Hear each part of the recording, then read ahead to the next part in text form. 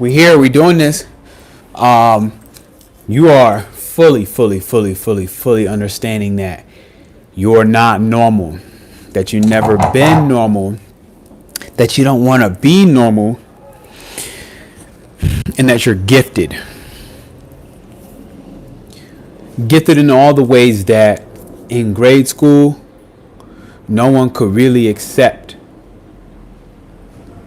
Because even when they recognized and understood that you are psychic, that you can see the unseen, when everyone started to recognize and witness these things about you that was so special, okay, this is the moment you realize you can go back with the moon in Cancer and you can understand through nostalgia all the ways in which people tried to play you. What's up, Unicorn? How you doing? Thank you for those thumbs ups. Thank you for those early likes. I really appreciate it. This is a continuation, I want to say part 2 of what I did a couple of days ago around, and I would really like my glasses, around Jupiter conjunct Pisces. So I did this before the conjunction came, and I kind of gave those forewarning heads up. What's up, Keisha? Keisha, I believe I said it right. Thank you for those thumbs up and stuff as well. I gave a forewarning prior to the actual conjunction, which was yesterday. Shit got real weird. I know you know that shit has been really weird. It's been very sensitive energy in the sky. It's been very sensitive energy. Thank you. I appreciate you. It's just because I'm cold. I don't like to wear clothes. But today, the mornings be cold here in Mexico. And then it gets hot in the middle. Like I'm already starting to warm up. People were really sensitive to the energies.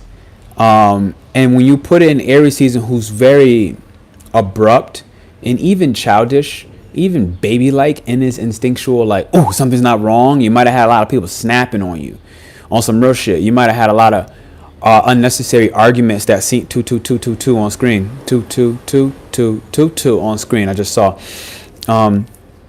You might have had a lot of people snapping on you. You might have, and the reason why people snapping was because their illusions have been breaking up, and what everyone once believed, depending on where Pisces sits in your chart and how it might, overlap or underlap your Jupiter, your Neptune, things that you believe for a very, very long time, almost all your life, they started to dissolve. Okay, the haze began to dissolve. It began to evaporate, and as a part of that, this is causing people to feel like they need to preemptively defend themselves, but it's not happening in a way where it's a direct attack against you. And I need this to be understood. It's very instinctual and it's very infant-like, childlike in the way that people are snapping. They're not snapping based off of logic. People are snapping based off the fact that they don't understand why they don't feel safe, and they don't understand the things that entirely make them feel safe. So until they get there, they're kind of just snapping at any possible threat, anything or anyone that just happens to be in their environment. Because water energy is an environmental type of energy. It's felt, okay, that electromagnetic 10-foot radius of, again, electromagnetic energy, which is different than like spiritual watery type energy, which can go way further than just 10 feet. What I'm trying to say is a lot of childhood insecurities for people. I need my glasses. Jesus, my fucking eyeballs. I would like my glasses. I don't need my glasses. I would like my glasses. Ugh, people have no logic at the moment. No, people. I had a couple people. I had a lot of people fucking reaching out to me individually, collectively, and I told motherfuckers, I said, stay in the house, stay away from people, and limit the conversation, but have the conversation. But not with a lot of people, just with a couple people who will get it. And the reason I said that is, this is very immature energy in the sky. People don't understand how to handle their idealistic illusions being broken, okay, being shattered, being revealed. Right now, you know, people get very insecure when you can see what they thought was private. And this is the energy that's happening. When that happens and people, you start being able to see, Cancers really are familiar with this energy. Thank you all for those thumbs up. Cancer is really familiar with this energy. They always can see behind the scenes, and they can see what's not really being said, but what is energetically being felt. And if you're not used to this energy and even being confrontational with this energy, understanding that Cancer is an individual sign, okay? It ain't for nobody but themselves. So when you put that in the comparison of Aries season, Aries and Mercury, which is how our minds are processing even the unseen, intangible, spiritual and psychic attacks, which are Cancer, as those things come, as these psychic and spiritual attacks come, these attacks on your soul, these attacks on your intuition, people, this is gaslighting at its finest, right? People making you believe that what you thought, what you said isn't and wasn't true.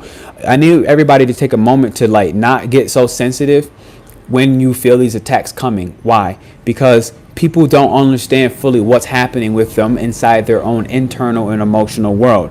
They're trying to discover the new identity that they're forming and building of what they need to feel emotionally safe before they move forward, push forward in anything. Because Cancer is a forward pushing energy, and it's also selfish, but it doesn't know how to do so until it feels safe. So during Aries season, how everybody's rationalizing, part of what is making us feel safe is by testing, because this is what Cancer does. Cancer tests energy, it tests people, it tests relationships, it tests business or business interactions. Wherever Cancer sits at in your chart, you have to understand it for that, and that's where it's going to test. You are Cancer. Okay, what is your house? Tell me your house, and I'll be able to better like give an example on that. So for now, I'll give the example of my Cancer. My Cancer is in the 8th house, okay? The house of intimacy. So, in sex and sharing my resources with people. Imagine how this is going. Yeah, it ain't going well. Unless you were staying home and you wasn't fucking contacting people. That's why I was trying to warn people, because I was like, look, stay home while the moon goes into Cancer, because I'm energetically feeling really charged right now. Because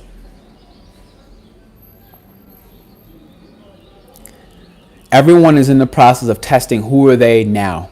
They're testing their character in this game, this spiritual warfare, this moment in life where everybody's getting a wake up. You know, your powers. You can't read charts, just go on intuition. Yeah, your powers and everybody else's 9th house. Okay, I got you. So you might be close to a Cancer rising or a Scorpio rising. Your superpowers, and not just yours, are waking up. You're understanding new abilities that you have. So for you as a Cancer 9th house in the sun, you're beginning to realize that part of family might actually be overseas for you. Part of who you consider family might not be the family you grew up with in your home. And with the moon here, it's starting to reveal this private aspect about your life, whether you've been out of the country or not. Scorpio rising. Yep, because I have some Cancer 9th in me and the 8th. So you are starting to have, with the sun, realizing that your unique power, your individual character, okay, what makes you brightest, shine brightest, even within your private life of who you are behind closed door, is international connections. Foreign people are going to have this sense of home for you. You can meet an African, an Australian, a German, and these people, when you meet them, when you talk to them, you're going to feel more like they can relate to you, and all the levels of intuition and even anxiety that you've experienced, they can understand that anxiety without you talking to them. You don't even have to talk to them. As you're speaking normally everybody else can't understand you. These people are starting to be able to, foreign people are being able to understand you, even though your house and your home and your own people can't. So that's one of the things that you might be coming up to a realization with. For you who cannot read charts, just going off of intuition, get an astrotherapy session with me one-on-one, and I teach you how to read your chart all in one session and be able to like digest. You was born in Germany. Okay, so for her on here, Keisha on here, who's the Cancer 9th house, she might low-key resonate with you, a German, way more than she resonates with, let's say, if she's from Cali and her own people back in her backyard. This moon going over this part of the transit will start to dissolve whatever illusions of her thinking that home and family had to be the people she's with in California or the people she's with in Texas, whatever. And y'all may relate even without having to speak. Guten Tag. Guten Tag. Guten Nacht. That's about what I got so far. Entschuldigen. These are my German words. Nein is my favorite, but it has to come with me banging the table at all. Me and my family had the biggest fight last night. Yup. I have no connection to them emotionally and mentally. Yup.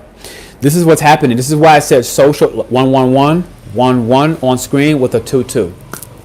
Okay, these are brand new beginnings, brand new manifestations on who you're going to partner with, who you're going to connect with. Because Jupiter and Pisces conjuncting Neptune is literally dissolving social and foreign barriers. Because when it first went conjunct, it was in the 9th house, which is your Cancer 9th house. So it's going to hit you in a way where you're energetically connecting with people in different countries. You're energetically transcending and ascending, okay, your own personal spiritual beliefs, psychic, intuitive, ESP type powers.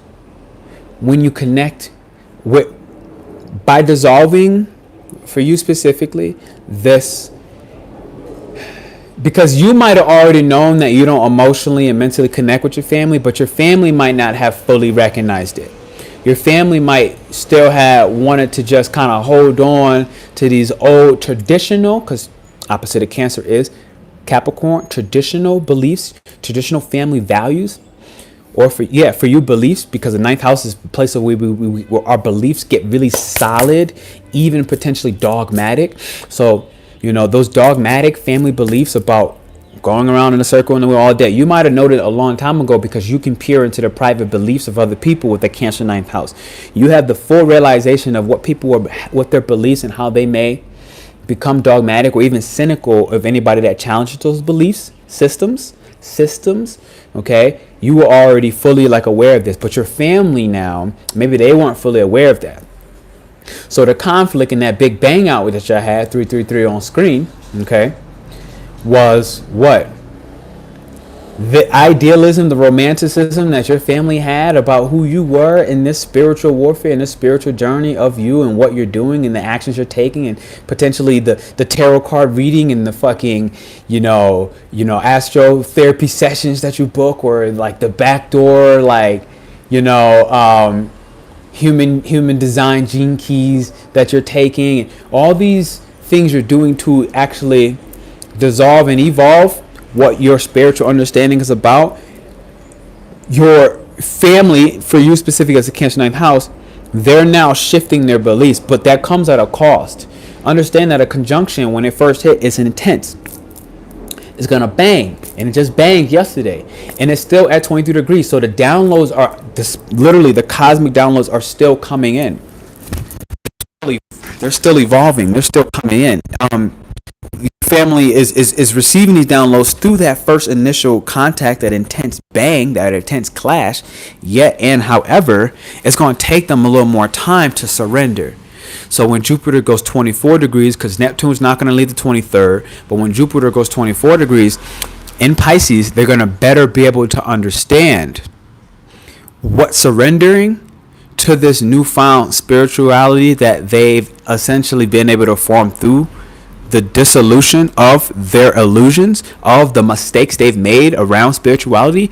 And that mistake can be anything. It could be something as simple as they were like, no sex before marriage, and they're just Christian family or whatever, and they may now miraculously look at sex as, wow, we were fooled. The whole no sex before marriage was actually a ploy in a sense where sex is a form of spiritual connection. Okay, understanding that sex does not have to be also the illusion that, oh, sex is only this physical penetration form. They're now second, they're realizing no, like actually sex is a form of magic as well, and it doesn't have to be penetration. Let's say there's this tantric form of sex where you're now creating spiritual babies. You're now literally birthing these spiritual babies, which might be your creative expression. And the family or whoever, wherever Cancer, wherever, more so Pisces for you in your chart. I was using that one example for Cancer 9th house, but to step away from that, more so where Pisces is at. Okay? So for me, like for example, my natal Pisces is 4th house. My natal Pisces. Now, I have no planets there. My progressed Pisces was in rising. Okay, so what is that saying?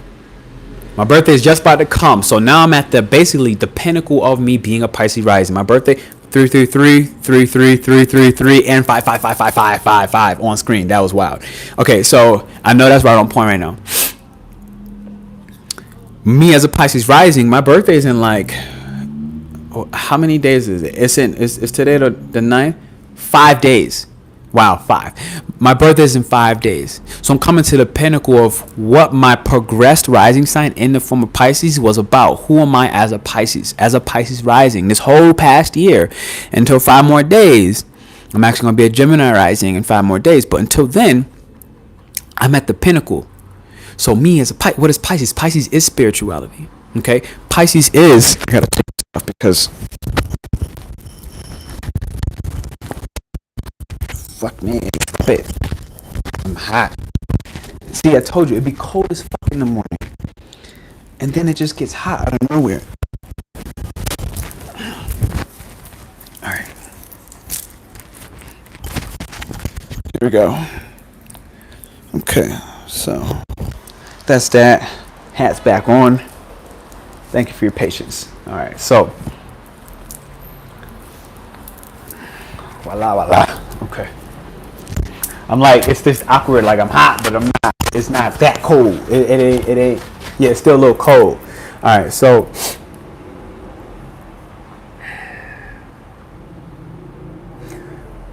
how this plays out. Yesterday on the conjunction, I went through I went full shaman mode for simplicity. Okay, and what that shaman mode in a sense looked like for me in that moment was, I had somebody that went through a full spiritual awakening on the conjunction. Okay, the illusions about who they were was really like it was going off, and they've known this, and they've been going through the spiritual awakening. It's also again another life path 11, and her guides came through and was like, take her through the 12 gates. The fuck is the 12 gate? I didn't even know what that was about. It just was like. And I want to say thank you for your thumbs up. Take her through the 12 gates. This is me as a Pisces rising. Me as this, like, let's say, spiritual person in the space of leadership, right? Understand. Pisces, I understand. It's also I dream. Okay, so what am I saying? I understood what was necessary for her next stage in the spiritual journey. And for her Pisces was in the 9th house. So she is the spiritual teacher. But she was in the process of remembering that experience. Pisces sun 9th house, Mercury in Pisces 9th house. 9th house being the teacher. So for Keisha on here, you would have probably noticed as well that you are the spiritual teacher in your family dynamic. Which would do what? It now causes part of the conflict when your family's illusion dissolves with Jupiter conjunct Pisces. That spiritual illusion dissolving of, oh, they were supposed to lead you. At no point was that the reality. At every point were you going to be the one to also 9th house teach the family. But you as that teacher, let's say you're teaching them forms of spirituality. First off, not everybody in the family is going to be ready at the point that you are or at the extent that you are. So you have to think of it as a real teacher-student type relationship. I'm seeing 3 on screen. That's the student, the 3. You being the 9, you're the master. Okay, you've already mastered it. You've already did your practice. You're now actually teaching it. But in that space of teaching, you have to understand that not everybody's prepared to understand or dive in the way you are, right? They're not already. They're looking to you for guidance. And this is what you're having and you're going to see happen with this conjunction. There are going to be so many people that have their spiritual remembrance that it's going to be overwhelming. So that's why the teachers who are already teaching for a long time, they've been called to silence. I've been hella fucking ghost. Like beyond these lies, me feeling like I have to do certain things, like this lie to keep people updated. In the background, I've been fucking ghost. I'm not outside. I'm not talking to people. I gave you that forewarning that people are going to be real fucking moody. They're going to be grumpy. You're going to get people to snap on you. And it's not going to make sense. Nothing is logical right now. People aren't logically functioning. They're spiritually activating. And you're going to start seeing with this Cancer moon, wherever Cancer sits in your chart, that part of your chart is going to be revealed. That part of what your powers look like, they're going to be revealed. So the beauty behind this is, and I saw somebody say something about, where does your thing go? Top chat. Okay, now I got it on screen. That's better. Okay. That part I know, but it's still confusing. I'm definitely booking the reading. Yeah, because when I start seeing the conjunctions, when I start seeing the aspects and what things look funky with you or not, all that begins to make total sense. So for the live, I want y'all to stick more on the Jupiter conjuncting Pisces and what that's happening and try to get that live example. So for me, a year ago, before I got to Mexico, a year ago in Playa del Carmen, this moment happened where I couldn't deny it anymore. And my guides were like, they took me through, they fucking literally possessed my entire body. I was speaking in tongues, the plant language of the Icaro, okay, the Icaro. And it's like this plant, if you will. And my shit was just tweaking. No, literally, my body was tweaking. And I'm sitting here like, what the fuck? And the irony was, this Icaro song I was playing, I was also speaking the same language of the plant, but also verbatim of the song that I've never heard prior. It wasn't possible. Let's just say it wasn't possible. My body was contorting in ways, and I'm an exercise physiologist, and I studied the fucking human body and bone structures and fucking, blood and fucking, behavior change and the mental processes happening. And this is part of my background. So when I'm seeing my body as an exercise physiologist to twist and contort in ways that my spine cannot do, okay, logic was broken for me all the way from the part even prior to the year prior, that it was like, all right, P. Yup. And long story short, at the end, my body just dropped, came alive again, it dropped. I was completely out of control. In the moment at the end, my boy looks at me, he goes, you know what this means, right? And I'm like half in and out of consciousness, right? After all of this like fucking shamanic shit happening to and for me, he goes, you're the shaman now. I was like, that's the last thing I heard before my shit said. Wake up in the morning and I'm wondering, I had to literally ask people. I wake up in the morning, I'm in the bed, I look over, and I had a roommate, at this retreat, this is at the retreat I was running last year. I look over, he wasn't there, and I'm like, man, was this a dream? Like, any of that shit really happened last night? So I'm walking through the house, and I'm going somewhere, so stick with me on this story. I'm going somewhere. I go downstairs, I see 3 people from the retreat there, my other co-facilitator, and I had to I'm walking, nobody said nothing to me. Everybody did pretend like nothing happened. I had to really just look over and pump to the side. It's like, yo, hey, last night, did any of that shit happen? And he's like, oh yeah, all of that, it happened. And I was like, no, I'm talking about with my body fucking being possessed and doing all this and me speaking in language. He goes, oh no, it happened. And I was like, oh, okay. To a point of almost disbelief, where even though this is what's happening right now, even though you see some shit that doesn't make any logical sense and you know it's not humanly possible, you're also at a stage where you can't really, you can't deny it anymore with Jupiter conjuncting Neptune, because the cloud, the illusions, the fog, it has completely worn off. Not completely yet. You're still getting your download, so not completely yet, but it's you see it wearing off. You start seeing that You can't keep getting mad at people who didn't necessarily go through their spiritual ascension or spiritual wake up yet. You have to lead them. If you're watching this channel, you're probably already curious enough, and you're like, oh shit, like, I can't keep basically excusing myself from taking on this leadership role in the spiritual community, whatever that looks like, in your family, for your friends, none of that. Your consciousness on spiritual matters has ascended and expanded, and the fog and illusion is rapidly starting to remove, and you're gaining a knowledge that you almost couldn't learn anywhere in school or any other capacity. It's happening so fast that you're wanting to go through and be like, can I believe this? Is what all of this unrealistic shit happening? Is it actually happening? But there's another part of you who has that Aquarius 23rd degree right now. You have almost like futuristic type knowledge where you can, hey, what's up, Jamie? How you doing? You can fully and understand and embrace that all the things impossible that feels like a dream, it is actually happening. And you can start to fathom this, as much as you're still not going to want to fully embrace it right away, because the downloads are still coming. You have not fully surrendered yet. When it goes 24th degree, you're going to start to realize you don't have too much of a choice. You've been called. You can't keep sitting there and playing the student role. You can't keep playing as if you're not here to lead. You can't keep sitting there and playing that there's a glitch in the system. That 3D, 4D, 5D, 6D, the densities are converging. That the world of spirit is officially fusing with the world of 3D, Earth, human. That the world of 3D is officially fusing with the spirit world. So and part of what this looks like in real life, tangible reality, is like, okay, your spiritual guardians, their guides, you're going to start realizing, one, what's up, Samir? How you doing? One, you're going to start realizing that they need sweets.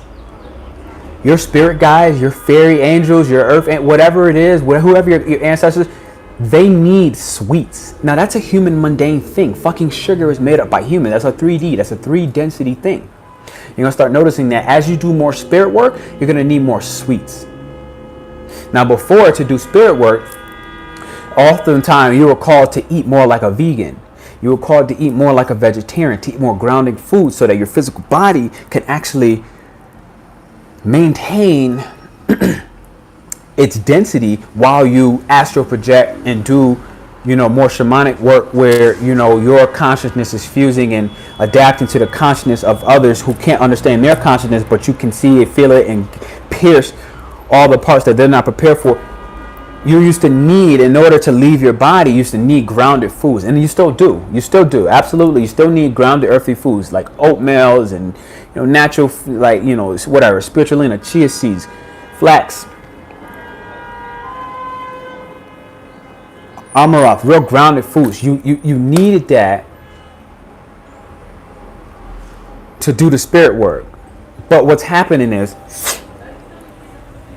those of you who might have before needed to not eat the artificial foods, okay, who were doing the spiritual work, now you're going to notice you're going to need more artificial foods here and there.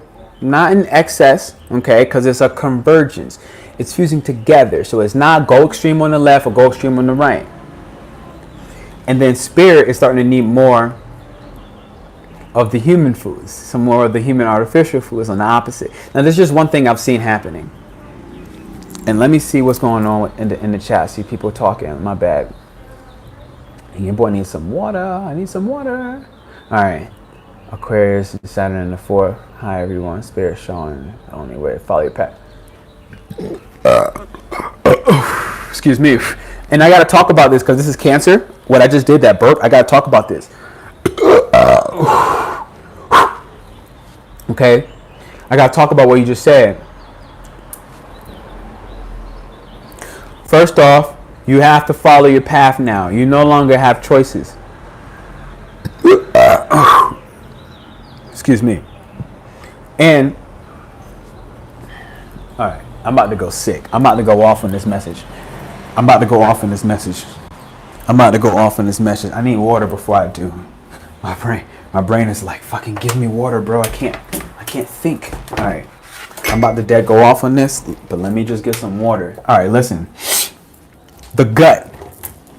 Cancer is the gut and it's the breast. All right. So for those of you, let's say women right now, you got your breast and you got your gut, you got your womb. All right.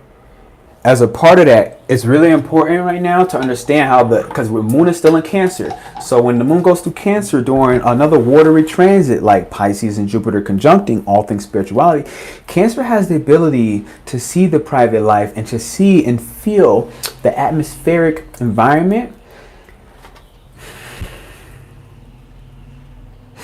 And it has the ability to learn how and what does it need individually to feel safe.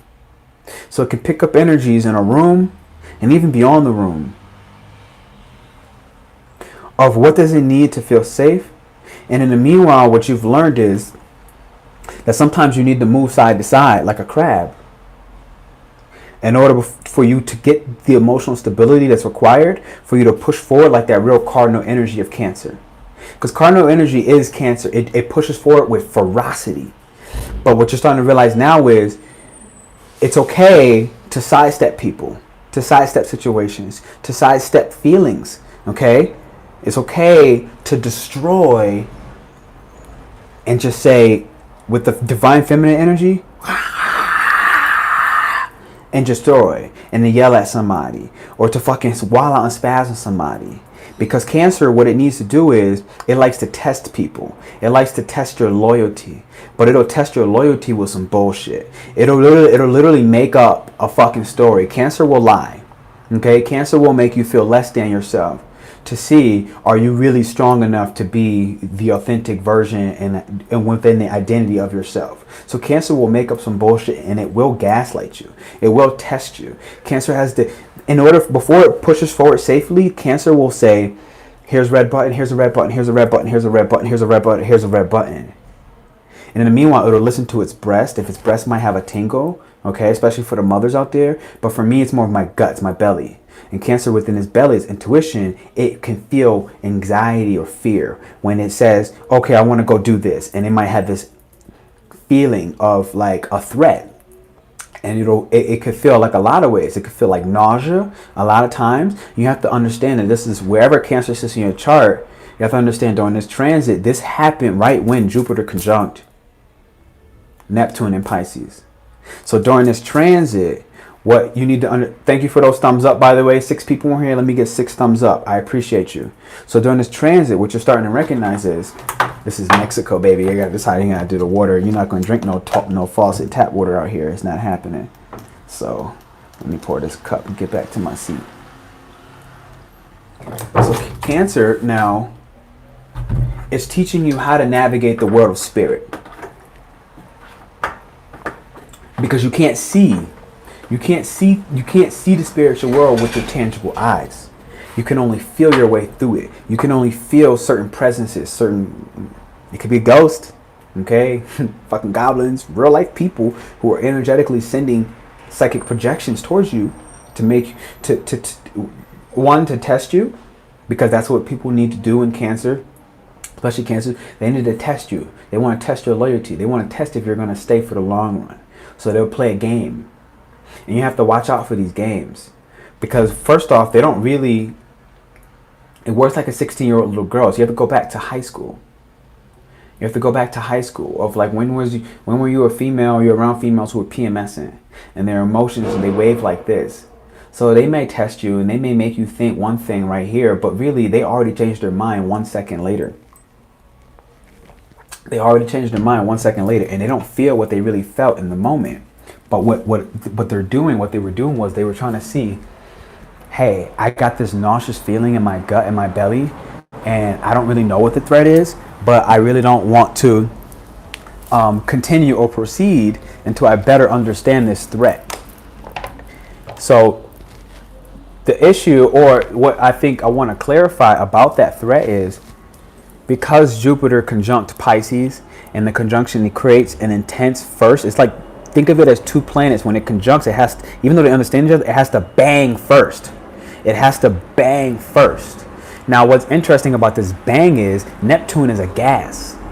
Neptune and Pisces both is a gas. Neptune is Pisces. So it's invisible. So when it banged, you couldn't really, why you felt this threat level energy, this nervousness, this anxiety, all energetically, and people were wilding and spazzing out and attacking first and wanting to ask questions later, is because one, Aries season, Aries attacks first and asks questions later, for starters. Two, Cancer, if it hits threat level DEFCON, it's just gonna fucking, again, attack first and protect itself no matter what at all costs and ask questions later, which really for it will feel into the energy before, with the psychic premonitions and psychic energy of the future, during and after. It'll feel into the scenario before, during, and after. It'll feel. You need to understand how this energy in the sky works right now. There's no more logic. You can only feel your way through your day to day. And that threat, when this conjunction happened between Jupiter and Pisces and Neptune, when the conjunction happened, Neptune being a gas, if Neptune was a solid planet, when Jupiter banged with another solid planet, it would have made, a physical boom. So you know the threat. So you're not really going to have to respond in a way where you're going to attack, because you know what happened. You see what happened. You felt, you logically can rationalize. But when you attack, when you converge with a gas like Neptune, thank you for those thumbs up, by the way. When you converge with a gas like Neptune, you can't physically feel, tangibly feel, or see the threat, aka the two planets banging. So when the gas just engulfed and started to dissolve through the impact of the gas with the largest planet in our solar system, Jupiter, you just were scared. And everybody else around you was scared. So there's a global nervous energy where people were starting to attack you that they didn't really want to attack. They were just scared. They were nervous. 6-6 on screen. Okay. Global family. Thank you for those thumbs up. Does that make sense? Like, can y'all let me know in the chat real quick if that, what I just said last, if that part really made sense, that this threat that everyone has felt. And I thank you, Keisha, honking them horns. People mad outside on 10. If you didn't notice, you didn't do the work. Exactly. This is one of the reasons why that threat level is so, why the energetic energy in the world right now is so nervous. It's so anxious. It's so ready to fucking go to war. It's ready to go to spiritual war. It's ready to start attacking things, even if it doesn't know what's going on. I gotta go, guys. I'm taking a tarot class. Enjoy your tarot class. And I want to say thank you for, again, doing the work. You're taking a tarot class. You're learning how to use your different power, your different version of intuition. So thank you. I appreciate you for that. Because this is what's happening. We're all being called to teach. We're literally all being called to share. As Pluto gets prepared to blow up in Capricorn, which is really an implosion, and it gets ready to go into Aquarius, that next transformation is Aquarius, which is all in the sky right now. Mars is there and it's banging out, and that's group, collectives, networks, connections, us coming together as a people. And Aquarius energy cannot understand itself without talking to other people. As much as it basically loves to be cold, detached, and distant as fuck and not talk to people, it can never understand itself, its power, its ability, its purpose, until it connects and talks to other people. The only issue is this stuff is squaring. Aquarius is squaring with the North Node and the South Node. Pluto is already in Capricorn, Samir. So it's going into Aquarius, which I'm talking about right now. But what it was in Capricorn, essentially, this is, especially being at the end, this is the crash of currency as we know it. This is the rise of, this is the square between North Node and Taurus. So we're leaning towards more natural forms, more harmonious forms of what? Monetary currency. So this is the banking systems crashing. This is Cap, Pluto Cap, everything that happened during this time frame. But also Aquarius, okay, Mars and Aquarius banging with the North and the South node in Taurus and Scorpio. As it bangs out and it squares and it has this tension, it's people collectively, globally, around the world being able to band together. This is you now being able to create your own crypto coin. And if you can get enough people to back, or you can get an influencer, to a couple influencers to back a certain coin, that coin grows strength through numbers. Which does what? Takes away the strength of the dollar, the pound, the euro, and all other, the yen, okay? All other, Hong Kong dollar, all other forms of like stronger currencies, Singapore. It now changes the financial power that people have when we go into Aquarius, as this Aquarius and Mars energy bangs with the North Node and Taurus, where we're going, having a more harmonious currency. And this is how we're going to change ultimately to social currency. Social currency is where we're heading from a space of money. So what's happening with this now, the dissolution, I'm about to fucking flame on this one. Came in. Thank you for the download. I'm about to flame this one. Okay, I got it. Y después de esa hora. Okay, I got it. Thank you for those thumbs up. I appreciate your presence and being here. I'm about to flame this next part. And I want you to share what your personal experience was like yesterday. Anything that was painful, anything that was troublesome. I want you to share your experience. Give us real life examples wherever you are in the world. Even drop your country, drop your state, where you're at, where you're checking in from. And I thank you again for those thumbs up. Okay, here's the next part of the message. Jupiter and Pisces conjunct Neptune. One of the illusions that has dissolved is that you need money, okay, to live a simple and harmonious life. Where you actually have, Taurus, North Node and Taurus, all the things that make you feel comfortable. And that would obviously include the home. That would include the beginning stages of family. That will include land. Is you actually having and owning land. The illusion that's breaking up is that you need to have a shit ton of money to own land. That you need to have a shit ton of money to simply sit and practice spirituality in the coziness of your own home, the comfort of your own home. That you need money to travel across and overseas. That you need money to be creatively expressive and, you know, say, fuck my job. I just want to go out and be a writer or an artist on the streets. Why? Because the illusion that's closing is, as everyone has, like, and I don't know what I said percentage wise, and I can't really confirm what the percent is, but I know that a mass surge of people have within this conjunction, they're still getting their downloads. They're waking up to how spiritual they really are, they always have been, and how ready they are to embrace new forms of spirituality. You can apply this where Pisces sits in your chart. And what that does is, we create physical, tangible money from the spirit world anyways. It's never been about, oh, if I work more hours, I'm going to make more money. May that be true, technically. But are you really creating that from the hard work you do in the real life, in the real third density, Earth? No. You're creating your funds based off of how much you believe in your self-worth, okay, Taurus, how much you feel your worth, how much you feel your value is in the collective.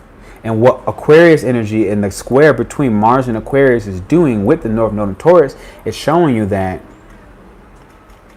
social currency, who you know is what builds your fertile ground.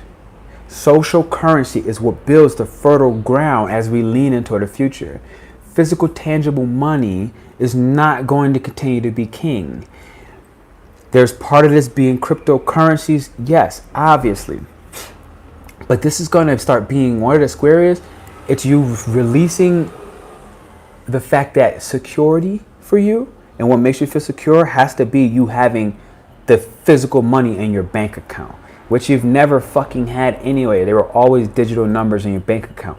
And the illusions that's starting to rise and dissipate is that each of you in this teacher role that is you're waking up to, the illusions, the mistakes you've been making around, you have to work this side job while you run your YouTube business, rather than you can just go out there and run your YouTube business. What's happening is art, natural forms of creative and artistic expression, throat chakra forms, Taurus, expressions, comes from you taking action with your friend groups. You're taking action on social currency actually having way more power to connect your art, your creative talent, your creative abilities, your unique ability, your unique design and purpose within society, the unique things that make you shine, whether intellectually or literally artistically. The disillusion is Neptune clearing its clouds as this download comes in, is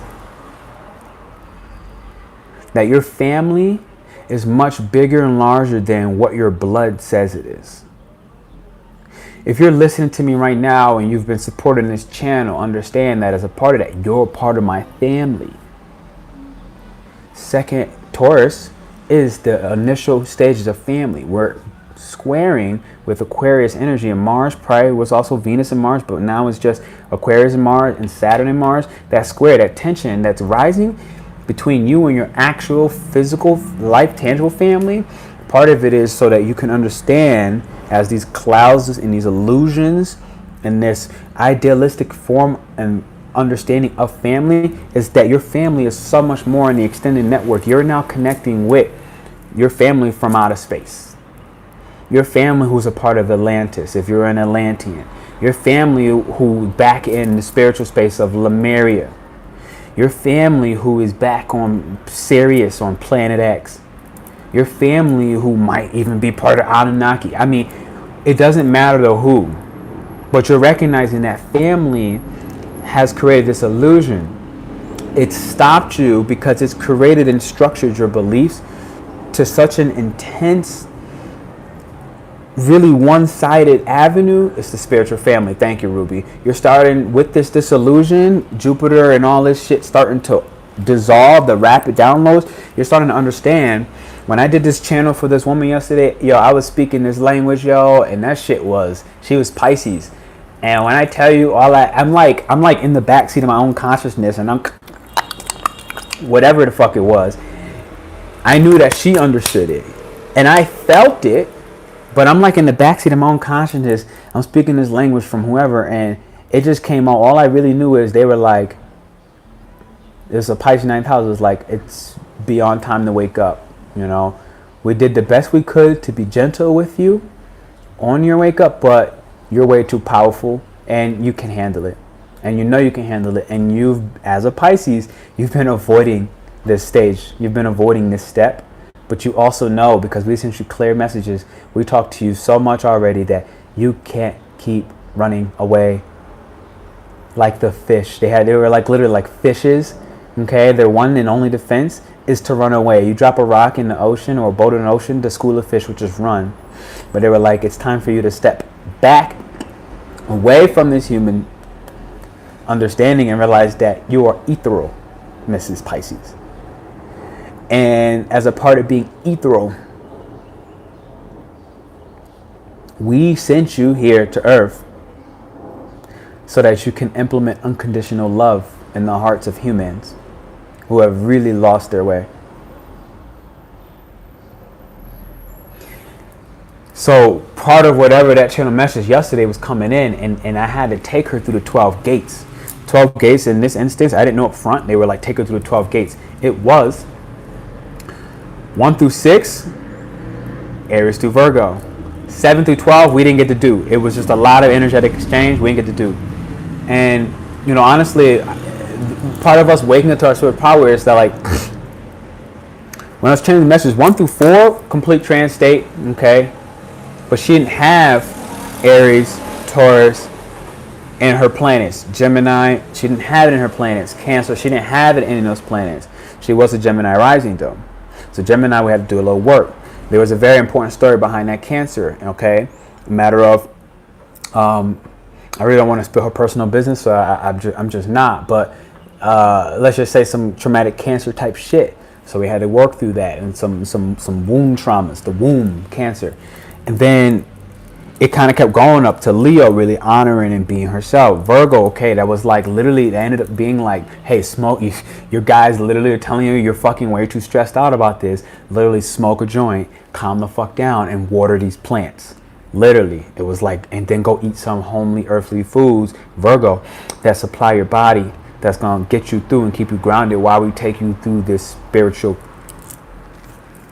I really like the word convergence. I feel tremendously that like this ascension, like, oh, we're all spiritually awakening and rising and ascending. That concept, even within itself, I just feel very intensely that it has to be evolved. There's no more there's no more duality where we're, how the densities, the dimensions are all fusing and converging together.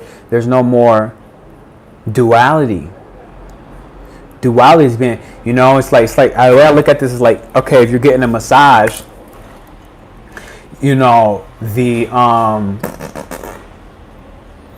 what's the word? I almost want to say like the stuck up motherfucker getting a massage who's like, I paid my money. You massage my left shoulder for 15 minutes. I want my right shoulder equally massaged for 15 minutes. And it's like, actually, your right shoulder is hurting because your left hip is out of balance. So I need to spend 50 minutes on your left hip, and I only really need 10 minutes right here on the right. Welcome back, Jamie. And we're transcending, in a sense, duality, where it was never real. But what it did do is it helped us to walk through everything in stages in a way where, let's just say, people, humans, can start to make the shifts. Because let's say, all right, we needed to do this positive toxic culture thing, and everybody was like, I want to be positive all the time. We're all doing this motivation shit and yada yada yada, and everybody skipped the shadow work. And then vice versa, you had people that are doing all this shadow work. They were diving deep into their subconscious. They're fucking doing the meditation. They're facing their deepest, darkest fears. And they got stuck in that shadow. And they really didn't know how to do positive because they got so accustomed and familiar with, like, there's a lot of dark shit out there. There are demons out there and I gotta slay these bitches. I don't have time for this joy. And then we had to then balance back out through duality, part of this concept. And we were like, oh, if the light comes with the dark and the dark comes with the light. Okay, great. But right now, part of Neptune and Jupiter going through this conjunction in Pisces is all things and it's ethereal. So it's completely transcending duality within itself. Understand that the duality of Pisces, the two fish, okay, it's not like Gemini. Dark has to have light. Left has to go right. Whatever. It's the ethereal world, okay, all dimensions, 4, 5, 6, 7 densities, and Earth. Pisces being the feet. The other side of Pisces being beyond the veil. Beyond the veil itself. Right? It's like, because you walk from human world, you go through the veil, you get into spirit world, and then you also beyond. Right? And so if I go back this way, you go from beyond spirit world, you're in spirit world, you go back to the veil, Pisces, let's say the duality of Pisces, you're at the veil, then you step into the human world, this Pisces having his feet down to the earth, having to be here, partially to remind us of everything is all things, everything is nothing, and nothing is everything, as well as unconditional love, which is what we need so much because we have so many conditions on things we can't embrace the conversions. And then deeper into that, that's now the forgotten worlds that have existed on this particular density, let's say Atlantis and Lemuria, okay, and beyond. So it's like all of this, it's merging and converging, and this causes pressure on a conjunction like Jupiter, the expansion of our spiritual understanding of life. This is part 2 of the Jupiter conjunction. And this expansion is coming through us understanding our divinity. And I think you need to look at where, and give me on your, I want to give some live examples. Tell me where Pisces sits in your chart. I want to tell me where Pisces is in your chart, but give it to me with the house. And please don't do it separate so I don't lose the comments. Give me the house and the planet and the degree that Pisces sits in your chart, and I'll be able to just throw some live nuggets out right now about what that means and how to navigate that. And while you're doing that, your boy's about to go drain the horse. Wow, I just caught my thing, a horse. Okay, that was aggressive. I'm just gonna use the bathroom, and I want you in the meanwhile, when I come back, give me that moment to rest my throat chakra. I want you to literally tell me where's Pisces in your chart, what house, and what degree. I'm going to help you understand how this Jupiter conjunction, and give me yours, okay? Don't be looking for your boyfriend, your girlfriend. Don't be giving me theirs. Give me yours, okay? I want to help you. I don't want, for whatever reason, I just feel like I had to say that. Give me your placement. I don't want your uncle, your mom, because this is a lot of it, right? We spending too much time trying to understand people we love outside of us, and like, what the fuck is their problem?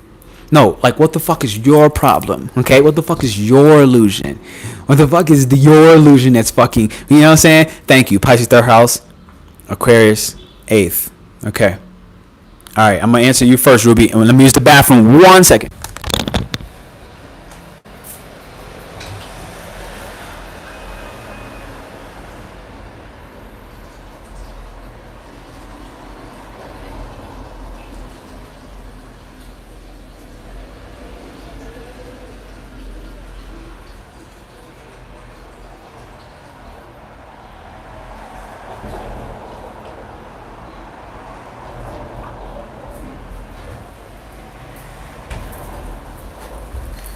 All right, here we go, Keisha. But I have Pisces in my chart, necessarily not, but a lot of Neptune, Aquarius, 9th house. What's up, Fatima? How you doing? Keisha, Ruby, Samir, Jamie. I appreciate all y'all being here. Okay, bang. So Jamie's back, dope. All right, Pisces in the 3rd house. So Ruby, for you, 8.2 degrees. Okay. So with you, with not necessarily having any planets in Pisces, I'm just guessing it's 3rd house for you, but not necessarily a planet. What that means to me right now is your mind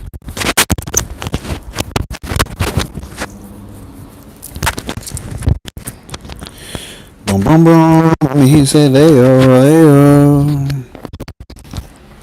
All right. What this means for you is Pisces 3rd house, and I'm gonna get to the rest. I see y'all. I see y'all houses. I'm gonna get all y'all.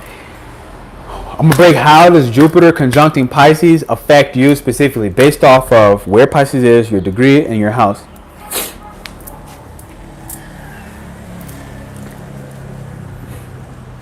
Ruby, mentally, you are fully understanding that. Ruby, that mentally you understand more about spirituality than the majority of people you're going to come in contact with. Okay?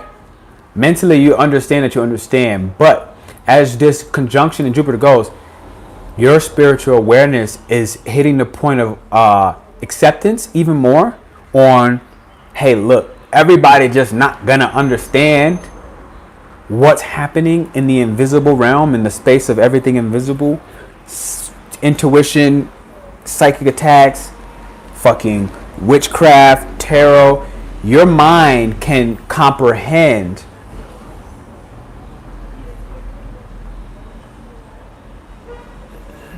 and understand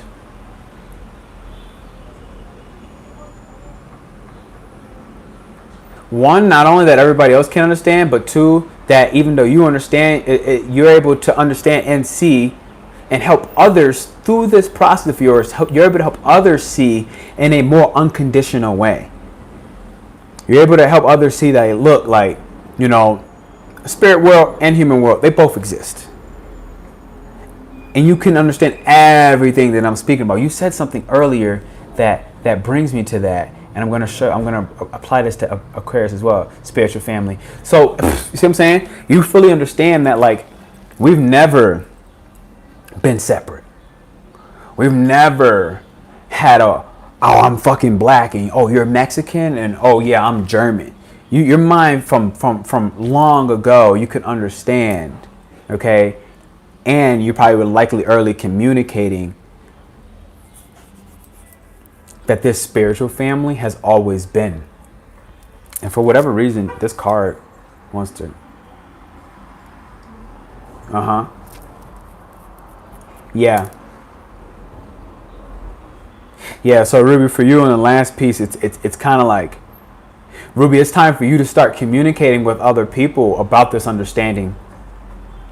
You know, you are already stable in your own self-worth around these spiritual topics. You literally are already stable within yourself around it, to the point where you can start to communicate randomly to other people. Okay? Because you got Gemini. That third house, you said third house, and you got this double Gemini. If you look up, you can't see it, but right here, there's Gemini, and there's a Taurus. So it's like, Ruby, it's time for you to go ahead and really step up on your steed. Thank you for that like. I see you. Everybody else, hit that thumbs up if you're brand new in the chat. Help your boy out. And I got beautiful news. I just hit my 4,000 hours. Okay? So, YouTube about to start cutting me some checks. What up, YouTube? Run me my money. Which is dope. So, I wanted to share that moment of excitement. It just happened. I don't even know. It's like 4,100 or something like that. So, I got to apply for blah, blah, blah. But, that's you, Ruby. Let me move to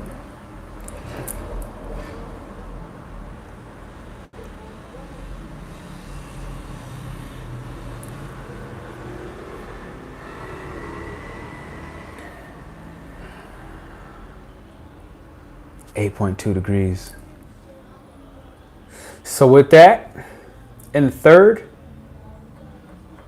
Ruby, this basically says that your understanding of the world, let's say, your understanding of divinity itself, as you talk to other people, you'll go through a legitimate psychological death and rebirth. You have to actually talk to other people. So if you feel like, if you're a private person and you don't talk to a lot of people about your understanding of the spirit world, essentially you're not going to go through the psychological transformations that really you know already that you need to go through. So you got to start talking. You're now stepping out of the space of being so private about these matters, Ruby. You got to really get into sharing with just random strangers on some real. Okay.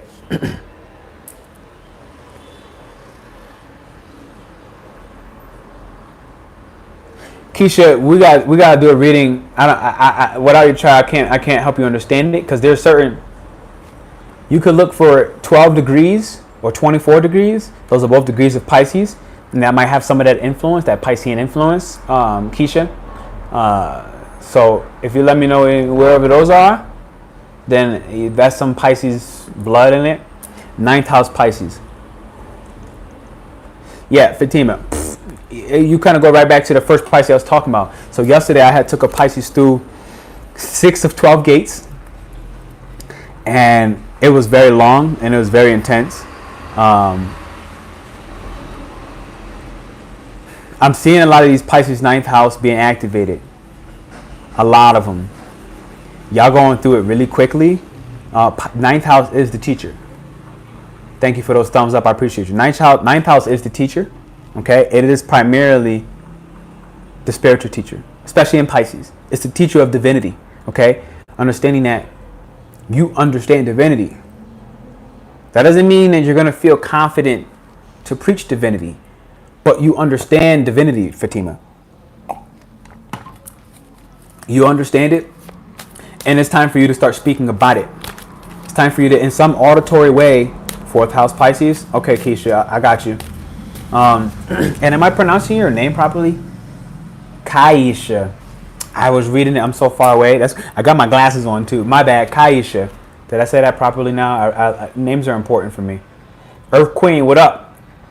So Fatima,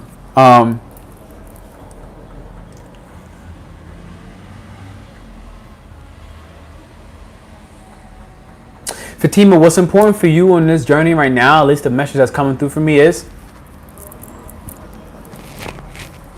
you gotta stop being so stiff. Okay? Fatima, you gotta stop being so stiff and rigid. Because understand that Pisces is not rigid at all. So you have some likely very strong Virgo placements that have kept you a little too grounded for Pisces to be able to 8-8 on screen. There goes your transformation and your abundance, Fatima. On Sarosha, that was 8-8-8. As soon as I fucking said it. Oh, well done. You about to get rained on.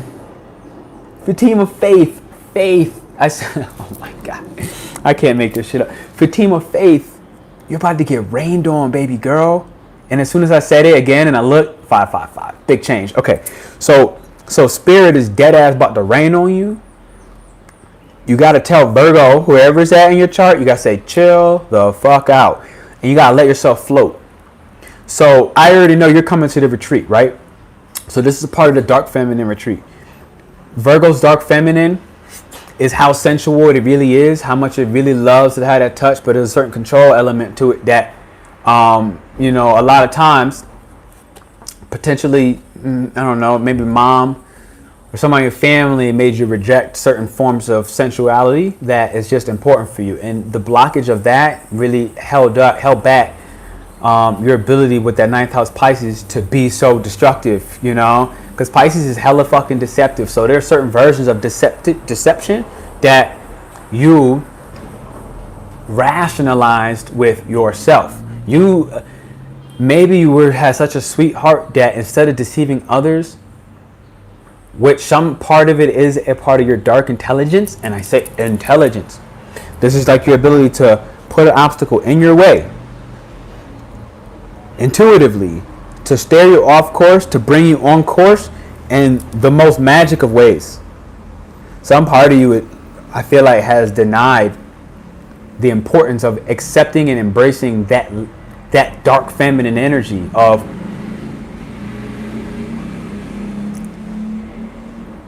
redirecting your course.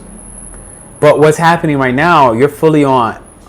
Listen, the way Jupiter's doing it for you, Jupiter is finally saying, hey, your Pisces is way too important, and we need you, baby girl. We need you to pull up. And we need you to accept that we're going to rain on you.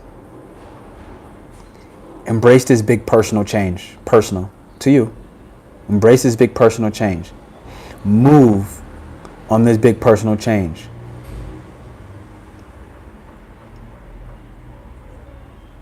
And we're going to rain on you.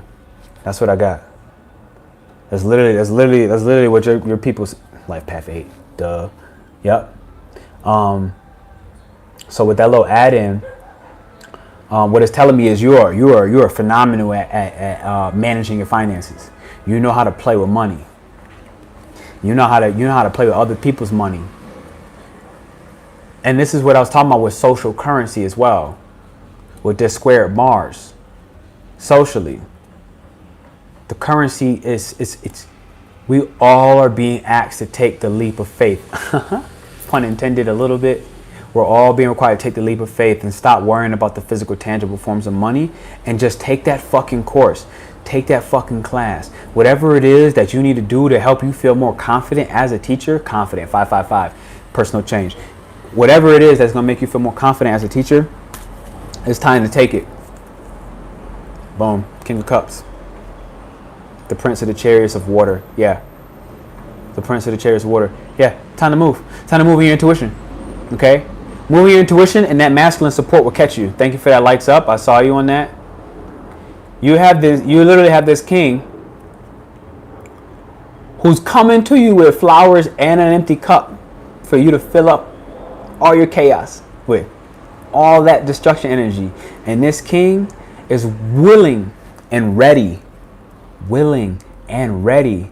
for you to be this chaotic water and transport, okay, through his clarity. Through his clarity. Going to transport all of those muddy waters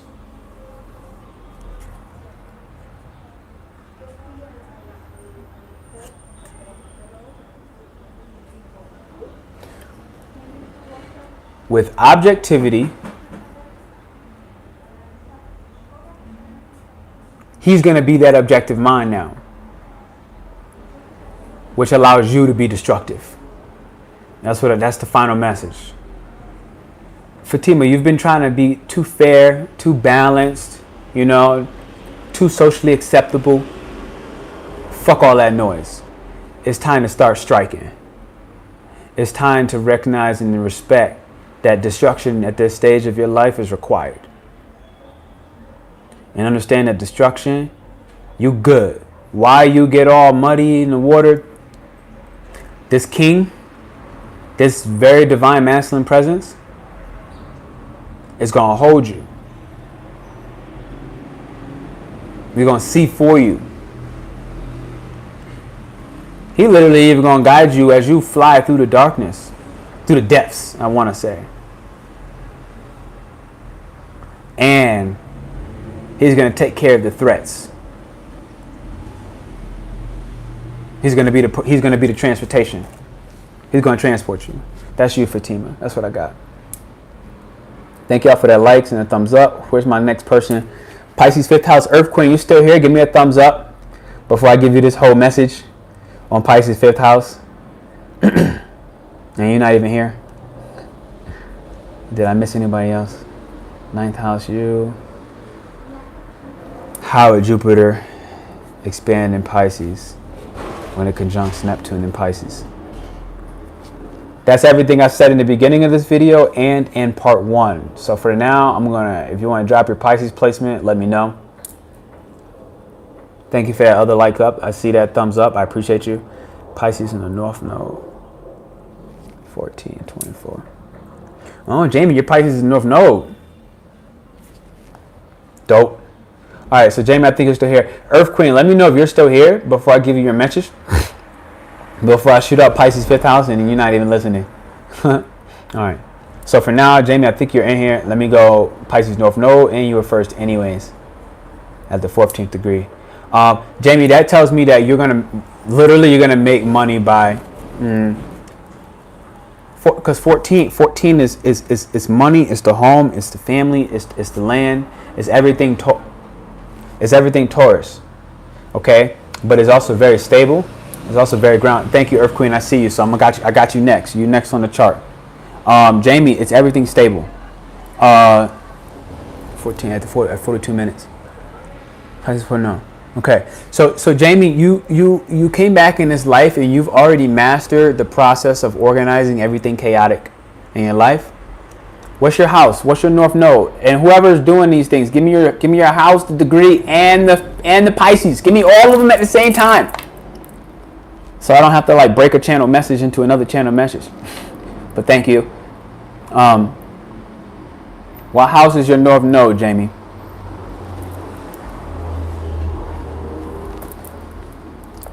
Okay, I'm listening. Yeah. Okay, I got another Pisces 5th house. So Samir and Earth Queen, we're going to get y'all at the same time of how the Jupiter conjunct Neptune is hitting you at this. We're going to get both of you at the same time. Oh, you 4th house. No, that was Kaisha. That's not Jamie. Okay, let me see. My bad. No, you're good. I'll start off with... I'm gonna go 5th house while you come back, Jamie. Tiffany P. I got the next person in my bed. I'm driving. Go to next. Yeah, thank you. I'm gonna come back. Pisces 9th.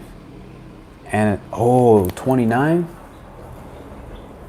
Tiffany P. I put the degree. I'll post it again. No, I Earth Queen. I had got you with your degree. I saw that. I was trying to do Jamie at first. Tiffany, that's a degree of fame. That's a very big degree of fame. I don't know if you have it in a specific planet or not, Tiffany P, but I just want to say that. And right now, I'm going to take on Earth Queen and Samir. Y'all both got Pisces 5th house. All right. Pisces 5th to the 19th. We're talking partnership, Samir. Earth Queen, you 25th degree.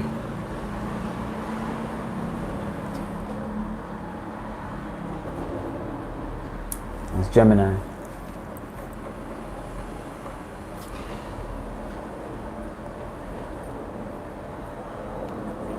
All right. So here's my 2 parts for this. Thank you all for those thumbs up. Here's my 2 parts. So Pisces 5th. Okay. Those are Scorpio risings. I believe those are natal Scorpio risings. Could be 4th, could be 6th, depending on if you're at the beginning or the end.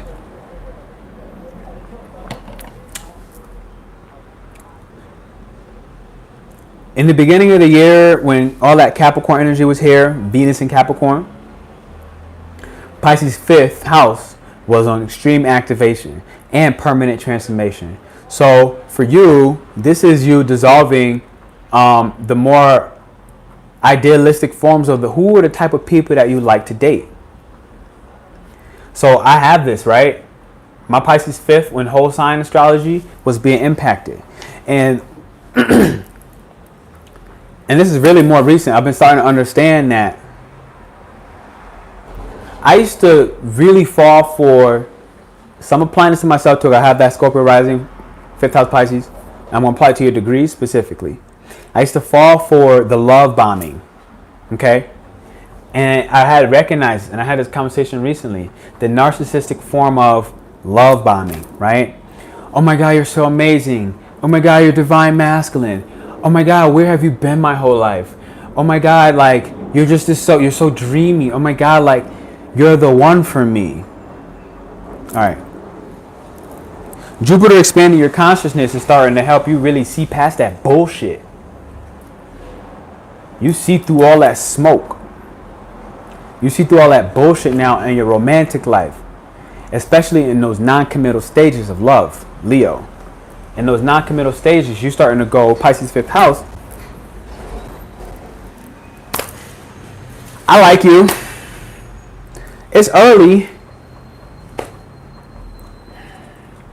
But now I'm not really so willing to just fall for the image of who I would like to believe, Pisces, you are. 777 on screen. This is objective wisdom. This is the objective intuition. This is watery intuition, but paired up with air logic. So now you're able to start looking at it with this Aquarius energy and Mars. Mars is allowing you to take that very wise, very intelligent, and even progressively futuristic approach to take action with objectivity. There we go. That's the truth. In your romantic life.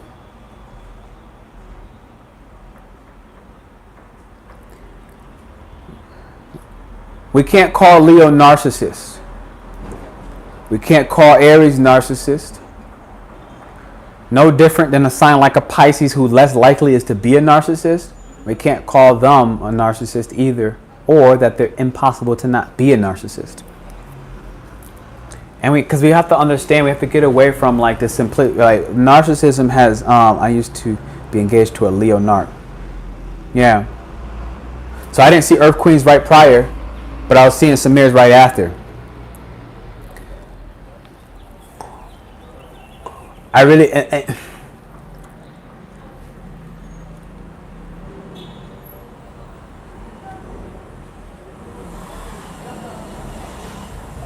part of this for Pisces 5th house is coming to the understanding that the narcissist that we've attracted, the love bombing that would happen in those beginning stages, want to give you everything, the whole fucking world, and then month or a couple in, 3 to 4 months in, 2 months in, they pulling everything back. And then you start breaking this. Jupiter help you expand this consciousness to realizing like, damn, this motherfucker really just did all this love bombing twice. 2 big days. They gave me everything they knew I wanted, everything they felt that I wanted. And then I got soft and I opened up and I started wanting to be the real me. I wanted to take the mask away. I wanted to show them me. I wanted to give them all of me. And I did. But you're not breaking the illusion, the smoke of them ever doing anything more than the bare minimum in the beginning. And this is what I got for Pisces 5th house. You're starting to understand that. See, now that's important. The clinical narc is very different than the YouTube narc. You know what I'm saying? Because the YouTube narc, everybody that doesn't give us what we want, we just call them narcissists. We're just like, oh, well, they didn't do what I wanted. They're a narcissist. They did only what they wanted. They're a narcissist. The clinical narc is very different. And with that said,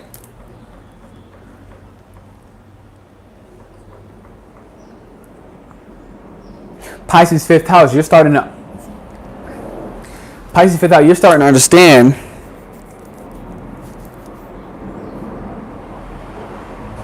narcissism as a whole and what that actually means and what that actually feels like. And you're being able to understand and separate who's really a narc and who did we just idealize as a narc, and what ways did we idealize ourselves as someone who's not narcissistic.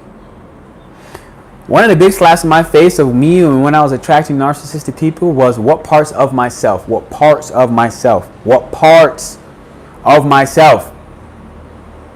I being narcissistic? And the illusion of only my partner was being narcissistic and I wasn't. That's part of Jupiter expanding our awareness and our spiritual consciousness, specifically our invisible, our consciousness to see the invisible. I don't want to say spiritual and get all hooty with it. I want to say the parts of what we understood about our own narcissistic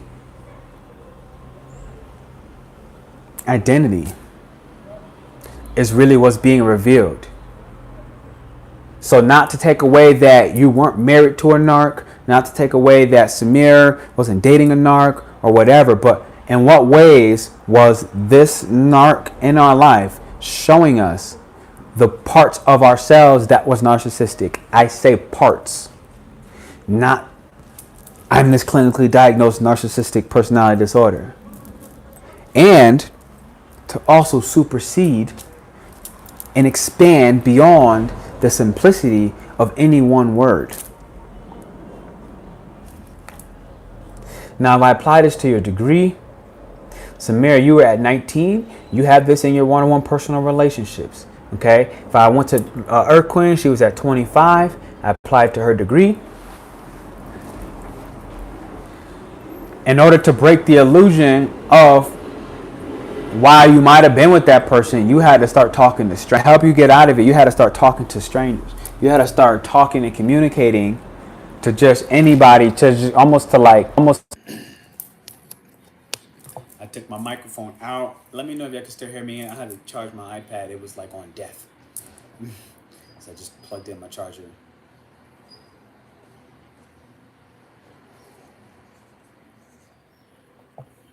Tiffany P. Yes, my transformation over the last 6 years have been unbelievable. Yeah, and right now we're starting to believe it. I'm just pulling random cards today. This shit just wanted to come out.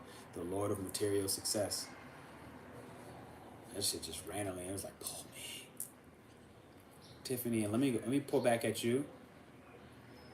Jamie, if you still have that house, let me know. That part, this retreat. Bang, what's your rising? Okay, where was Tiffany's 29th of Pisces and MC? Okay, Tiffany, for starter 29, automatically lets me kind of think like, the first thing I think is it's a degree of fame and it's big fame, right? Publicly being known as somebody who is a little bit more 4th house Virgo. pretty strictly organized home and youth, which all the things were put together, Tiffany. So as you are known more publicly, not necessarily what you do, but you're known more publicly for, excuse me, for being loose in a way. I'm getting more free, more lucid.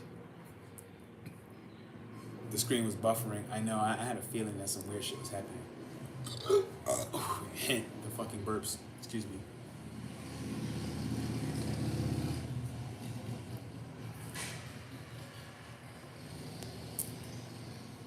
Tiffany, you're on the 9 and the 10, and I'm telling you, I've been seeing that a lot lately.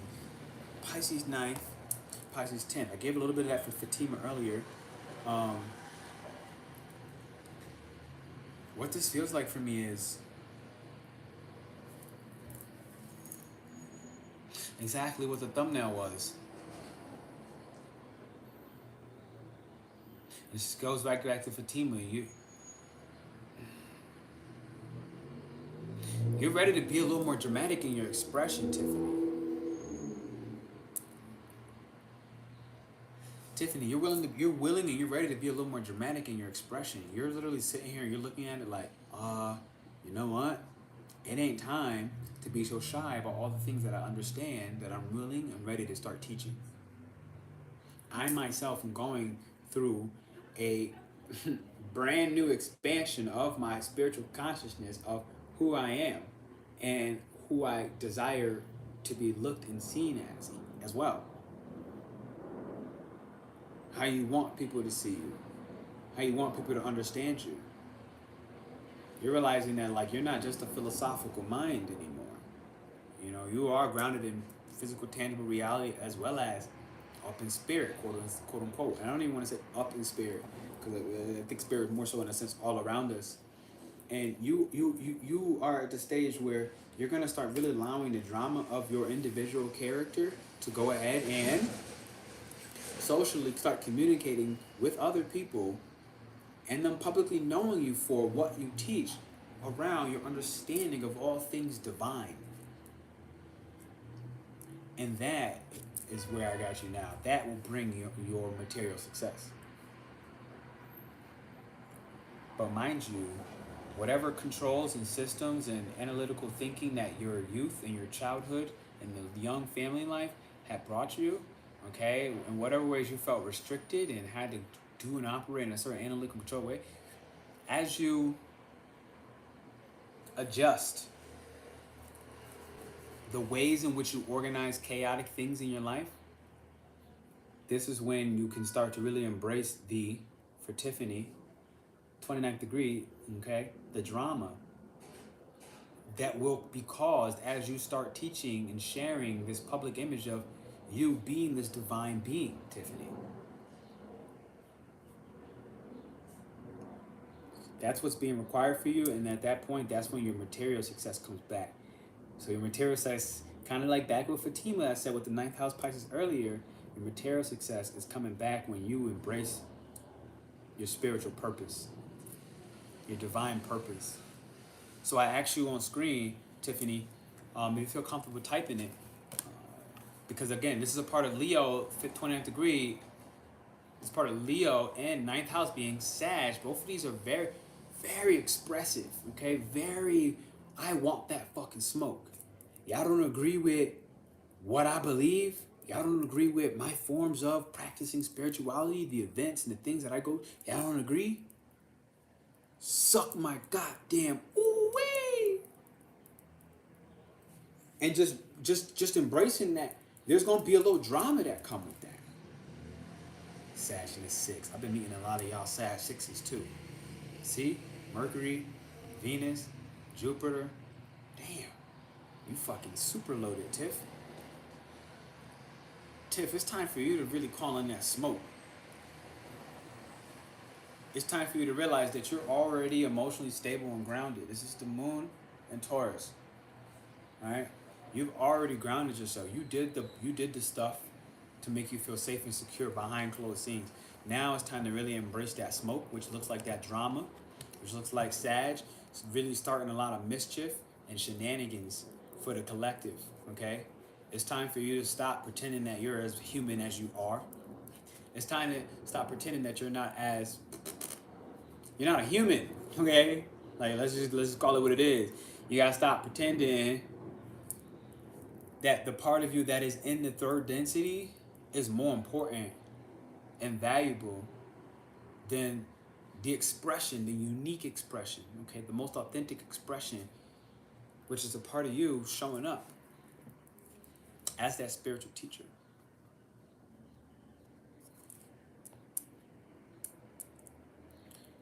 Thank y'all for engaging in the comments and chats. Thank you for those thumbs up. Go ahead and tap it now if you didn't. Let me read questions. Anybody hit me with degrees. Yeah, Scorpio, right? Hit me with questions. Hit me with concerns. Hit me with how do you activate your superpower. Cancer rising. Scorpio sun. No, you're a Cancer. Rising. Scorpio sun.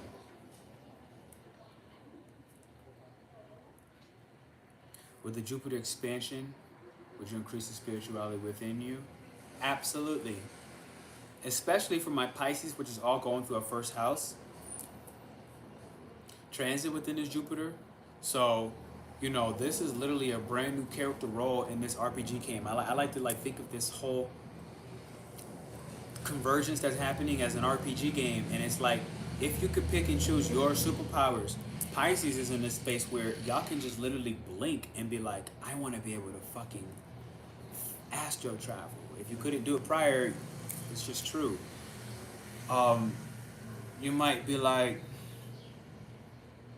for me, one of my superpowers that I recognize is I'm able to digest the emotions of other people who Cancer 8th house for me. I'm able to digest in my gut, in my belly, the emotions of other people who are not willing to deal with them and are a little bit maybe potentially avoid it or keeping them so private that they can't even address them anymore. I've found that I'm able to help people to digest the death rebirth process that some people going through this spiritual convergence, all right, of densities, worlds, which means powers, earth and spirit world coming together.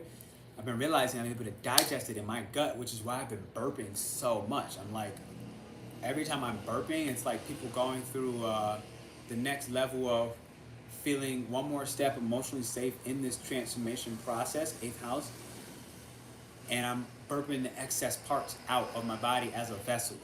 So for me, this has just been one of them that I've been witnessing as oh shit, here's one of my fucking powers. Because in the beginning, I won't lie, it was fucking annoying. I was like, why am I so fucking bloated? I'm trying to think about what am I eating? Is it too much salt? Not enough salt? I was just like no matter what, I was bloated. But in the beginning, I wasn't getting it out. I was keeping it trapped in 8th house, wanting to keep things fixed, emotions, fixed emotion. I wanted to fixate on the emotion and try to understand it and be like, what is this feeling that I'm feeling? When I had to really just embrace look, P, actually you need to push forward. And what pushing forward looks like is better with emotional intelligence, which is Cancer, emotional intelligence. And the moon's in Cancer right now, so a lot of you should really be resonating, understanding this because you would have seen this. Part of this transit was happening is helping us understand through emotional intelligence. Thank you, Ruby, for that heart. Through emotional intelligence, what emotions are yours and what emotions are mine. And I've gotten very good at, because I'm working with a lot of divine motherly energy lately, a lot of divine mothers have been pulling up.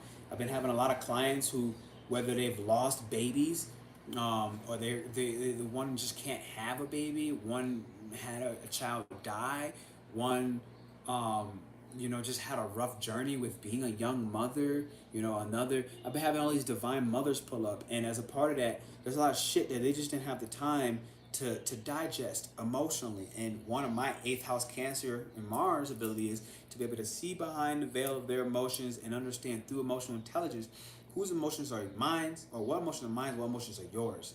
And through that entire process and that embrace, that spiritual consciousness of Jupiter and Pisces rising within me, I can better discern these are not my emotions. Get them out. And even when they are my emotions, still gotta fucking get them out in whatever way. But to just better understand that I'm helping people through that death rebirth process. I'm starting to believe I'm a queen of chaos. Yes. Caprice. My intuitive was like, yes. Drop some of your feminine placements, and I'll try to help you understand where some of that feminine chaos comes from within you. I want to go to animal. I want to go to animalistic. Okay? I'm going to help the next person that drops their placements that you want some clarity on. I feel like at this point, if you have Scorpio, Pisces, or Cancer, the water tribe in astrology right now, y'all going through a lot of fucking abundance. All water signs, y'all are starting to understand your magical powers more fluidly and effectively. Look at Pisces suns, exactly. Pisces, exactly. And because you got Sag, perception, that can see behind the veil, moon, you really know. All right, so let's address you. I want to go animal, caprice. I hope I didn't forget any or skip anybody up front. Tiffany, you're the one, sis. I'm a Leo second house moon. I'm gonna go back to that, Tiff. Let me get caprice. Just the last one I saw, and I don't know why I feel like addressing it right now. And I thank y'all for those thumbs up. I feel like we gotta go on the animal deck for you specifically. Tarot's not your one to address this animalistic nature. The first thing I already got is you cannot deceive yourself any longer. Channel coming through.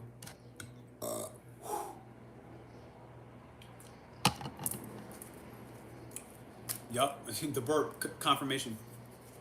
You cannot deceive yourself any longer and not pretend that you're not the star that you are. You're the star who can manifest their stardom with a fucking blink, okay? And you already see behind each and every block, barrier, and illusion, you already saw behind it from the jump.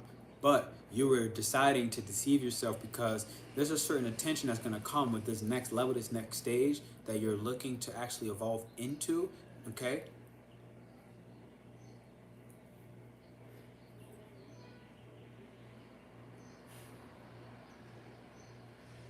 And this Libra full moon is going to bring into full illumination in what ways you've been doing that. This Libra full moon is going to really fucking highlight on April 16th. It's really going to highlight in what ways have you were just being fucking fake, and you don't even really agree with being fake, okay? And right now you're starting to find meaning behind some of these subconscious patterns that you've witnessed. Some of these subconscious patterns behind whatever part of you is being superficial. On the Libra full moon, you're gonna really gain access to it, and you're gonna stop playing small. And by you stop playing small or what's necessary, this is why that dark feminine within you is coming up. All right, you need to take a trip abroad.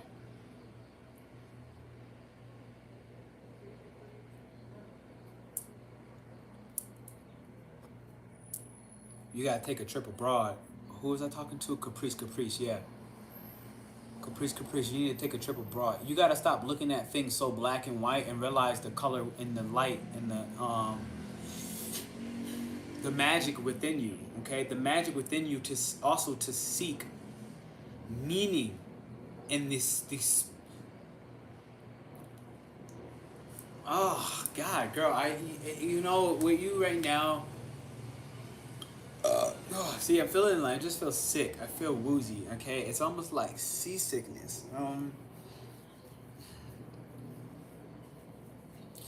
You know, you're tired. You're honest to God ready to fucking throw up with the deception and the ways you've allowed yourself to deceive yourself. You're ready to throw up because you know. And I had a who just came on. Oh, one of your angels just pulled up. And you know where they went? This is for Caprice. One of your angels just pulled up. Yeah, they're sick. One of your angels just pulled up. And they basically told me it's time to step into your darkness. It's time to step into the dark intelligence within you. But I think this darkness, you have to I think you need a triple. I don't think. I'm being way too fucking kind, and I'm not that kind. Take a fucking trip. Cross the sea.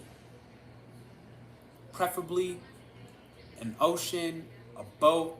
Like, I almost don't even want to really recommend like a cruise, because it's kind of like you need to get in the water. You need to cross an ocean to a different country. Okay? If you don't have a passport, get a passport. There's a story waiting for you to find meaning in. As a Sag moon, your entire focus is to find meaning in spirituality. Drop your house. Can you give me your houses? Caprice. Your angel came in, and it. The thing is, what it told me was it's already waiting for you in the dark crevices of the deception, which was you socially trying to find a way to fit in. Libra full moon is dope. I'm gonna run an event on Libra full moon. I should have made this mention earlier. I didn't do any links yet. I'm gonna run an event on April 16th. It's gonna be free to join. I'm not gonna charge anybody. I don't know what it's gonna be, but you can expect some movement meditations, and some social activities. Look at me, I keep hitting this bright spot right here too. Look at that, the magic, okay? The magic is waiting for you in the darkness. Look at the triangle of color and the one that's black. This is fire. This is fire, and this is magic. This is fire, and this is magic. Your purification is in the journey. You will purify Caprice on this distant journey. So I have to do this. I have to say this because I feel like I'd be doing a disservice. I am running a retreat here with the Peace Dealer in Mexico, in Puerto Escondido. This could easily be your trip across seas. I don't know where you actually are located. There are 2 spots that we didn't really do much left. We're going to set up some a next like big pool of like bringing in the next couple qualifying people to actually take in those last 2. But this would be a prime example. Even if it's not us, obviously I'd be honored if it's us. And I really do fucking believe in what we're doing. And all of this is the Dark Peace Retreat, right? So we're literally helping, as divine masculine energies, women embrace this fucking inner darkness. I am obsessed with the dark intelligence of a woman, you know, and I say this as somebody who I was very judgmental and critical at a stage of my life. At a stage of my life, I would be like, I can't stand a woman that lies. I had to really change my mind. I had to change my belief systems and realize that women don't lie. Their fucking emotions are like the oceans and they wave so much. I feel like this is the one. Yep. The moon. They're like the moon. Like the moon. And you know what's interesting about the bat is its senses come alive in the night. In the daytime, it's blind, but when it goes into the dark, the way your angel just led and waited for you in the dark, like it literally just disappeared. Like it just got so dark at that corner of the room that I just couldn't see it anymore, and it just disappeared into the darkness. This is where your senses will be honed. Sag is the guru, 9th house. It is the spiritual teacher, 9th house. It is the guru. And it finds meaning. I feel like I have to read this for you. Take a course. Take a course, a tarot course, a fucking retreat with us. The what doesn't matter, okay?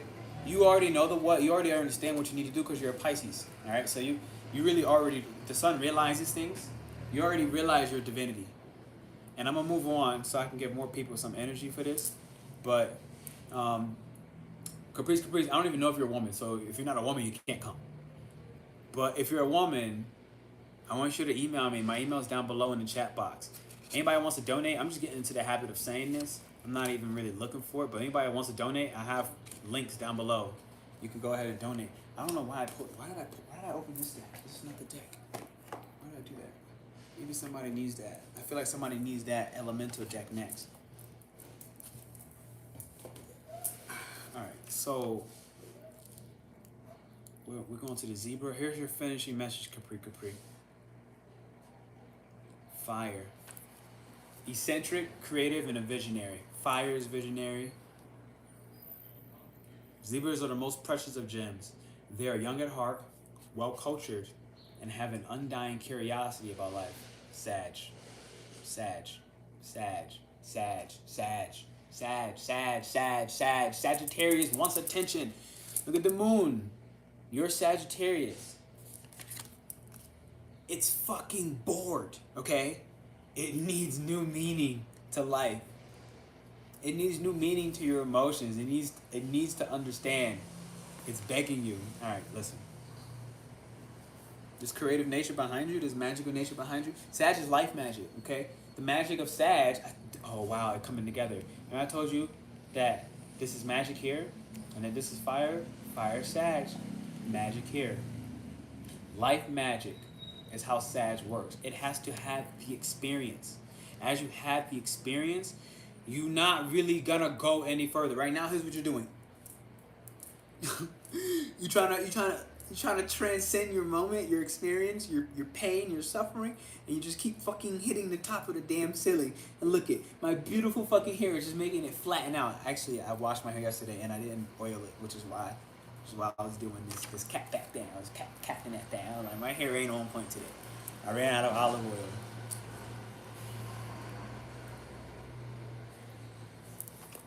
All right, last message, Capri. I'm gonna finish this for you. Being in the company of a Zebra personality is not only a delight, but also it opens our minds. Be prepared. Their potent magic is contagious, and you may soon find yourself in a far away land, expanding your world view, Sag, while having a blast, Sag. And Pisces just willing to roll. Pisces just like, fucking take me away from any responsibility. Just take me. So Pisces is on board. Zebras also like to contribute to the global health through environmental or volunteer work. Okay, you can help find yourself. You can help find meaning. Any Sag placements, all my Sages out here, you can find meaning through some volunteer work right now. All right. Confirmed. Confirmed for both of you. That was 2 people confirmed. Whoever got Sag, that was 2 of you. Somebody was like, okay, me too. Excuse me. That was a 3rd person. Somebody like, oh, me too. This card may be a hint to pack your bags. That's the last sentence. It may be a hint to pack your bags. When you're out of balance, you're jaded, you start pouting, and you're fucking vain. That's that vain part I was talking about. Libra full moon is going to reveal your vanity. When you're in balance, you're feeling worldly, enthusiastic, and fashion forward. To bring it to balance, take an epic adventure and do something artistic. All right, who's in the chat? Who am I talking to next? Capri, I hope that was helpful. I have a shirt that says, my side is cool as fuck. I like that. All right. Me too. Playing small in my life just not to offend people around. Fuck those people. On some real shit. It's Aries season. Okay? It is the exaltation of the sun. This is the most selfish transit of the year. Today, right now. The fact that the moon is in Cancer, stop believing that Cancer is soft. Cancer is a fucking savage. They will eat your fucking children. Okay? If it means that they have to choose themselves over your kids. Cancer does not care about other people. Cancer is selfish as fuck. And it understands your emotions better than you do. So it knows how to manipulate you.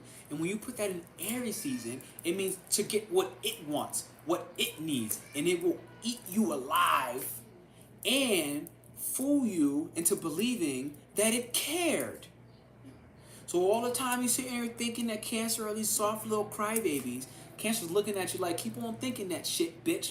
You're going to be the one crying when I slap you with this energetic dick. So what am I saying?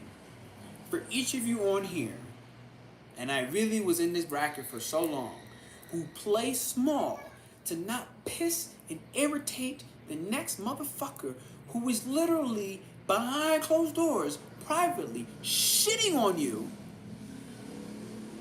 being selfish and prioritizing their needs over humanity itself, causing so much extra issues because it benefits them more than others. This is my goddamn message to just say stop.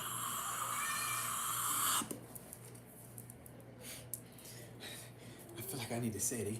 Stop.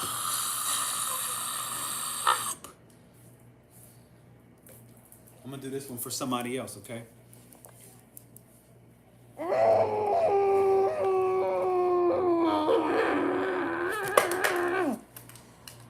Wow. Okay, we had jumpers. Libra. This is Libra's influence. These are my jumpers. Taurus.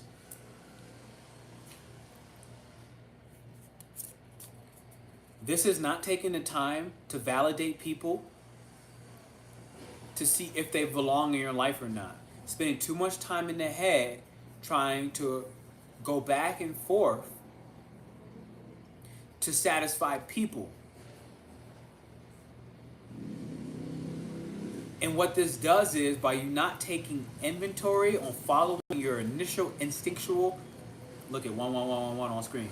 One, another one. That was 5 ones. Big change on your brand new beginning on understanding what I'm telling you right now. Jupiter and Pisces, conjunct Neptune and Pisces.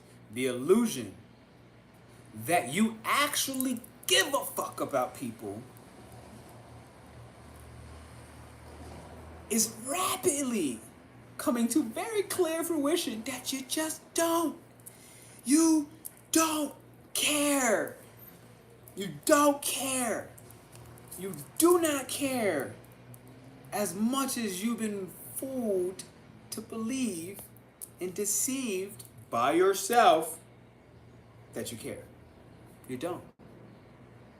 And what happens is you keep getting into messy relationships, platonic, romantic, business, and otherwise, because you cared more about what people were going to think if you just denied them, if you told them no. You ever tell a person no? And they look at you like, what do you mean no?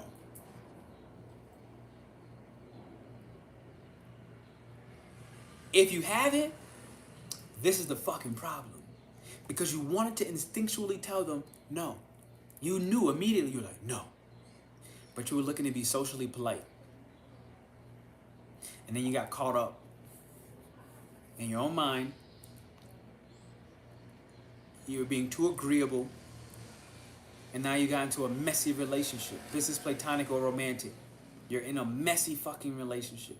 All because you thought about all these other options, Libra, trying to balance out everybody involved, only to forget about your initial instinct, which was just, no, I don't want to. No, I don't even like you.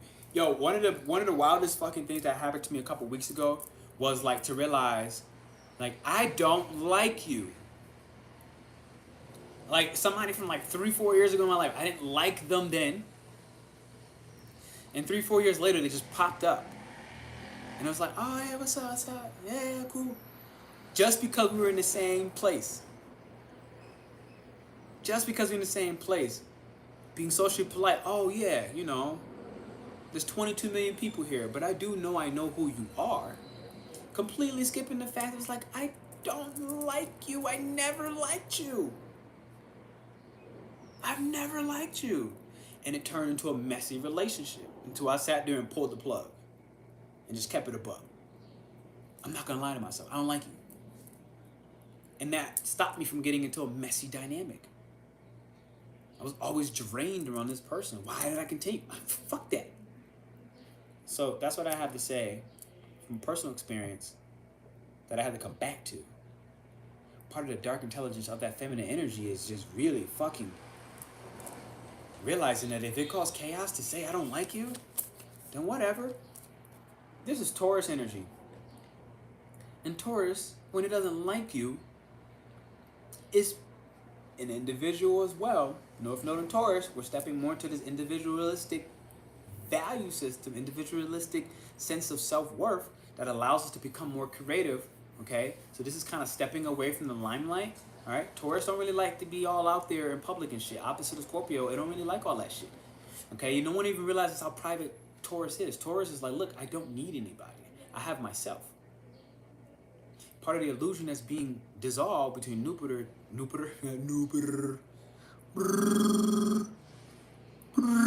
some of y'all waking up to the illusion that Wookiees weren't real. Wookiees are real, baby. That's just Bigfoot.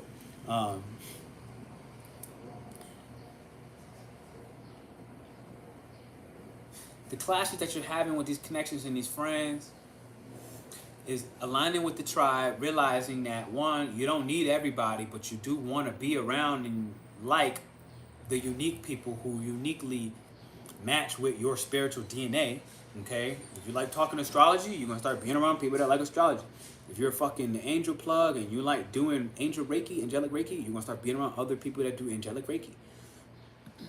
If you're a fucking bruja, and you like causing witchcraft and, you know, blood rituals and whatever the fuck it is, you're gonna start realizing that it's okay to be heavenly and practical, grounded and, you know, methodical, all grounded and spiritual, all the same. You're really embracing your unique version of art, and in order to do that, you almost have to step away from the big lights, because, you know, Taurus, being that private energy, it is the throat chakra, it is expression, it is art, okay, but it does that in the comfort of its own home. The comfort of its own home. It finds its self-worth and its value because it spends the time with itself. That's why it doesn't need other people. And once it understands what it has, it really starts to cling to that. But it does that away from the bright lights, okay? If it ever comes out into the bright lights and it publishes an article or something like that, it's going to do so because it has taken the time to secure itself behind closed doors. So that when people throw that fucking bullshit, gaslighting and psychic attacks and all that other extreme, you know, unnecessary shit at it, Taurus is just gonna look at you like you're fucking stupid. It's like, you realize I don't need you, right? You realize I already value myself, right? You realize I have everything I need, right? So anything that I do with you or from you or take from you, like, it's just because, you know, you're privileged to somehow be in this real tight-knit circle of minds. That's a privilege, not a necessity. And I feel like part of what the illusion is that we're breaking up from is that you care as much as you think you care. You don't care as much. You're just being way too socially polite. All right, that tangent is done. Let me check on somebody's placements and what they're saying in the chat. Sorry, my dark side's cool as fuck. My dark side's awesome. If I was to explain my dark side, what's my dark side? One of them is like, I don't know if this is considered like a dark side, but like, yo, I'm telling you, something about eating, cooking. It's more about cooking. Something about cooking, being on a full belly, just makes me fucking horny. Like I just turn to a fucking horn dog. I don't know what. I think it's like the Cancer in Mars for me or something. It's like something about cooking makes me want to get more intimate. When somebody want to be intimate, maybe that's. I feel like for some reason that's like part of my dark side. Part of it.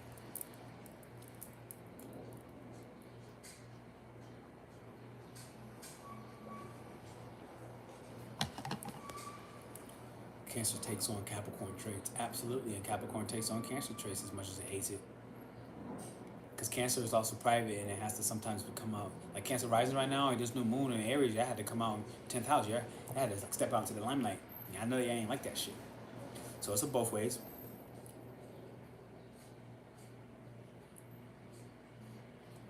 All right. You know what time it is. It's taco time, baby. I'm getting dizzy. So I gotta eat. It's time for me to eat. Before I do, it's a good time for any last minute questions. It's a good time for it. Last minute insights, last minute desires to understand this Jupiter and Pisces conjuncting Neptune. I'll wait a couple seconds to see if anybody types something. In the meanwhile, I'm gonna step back.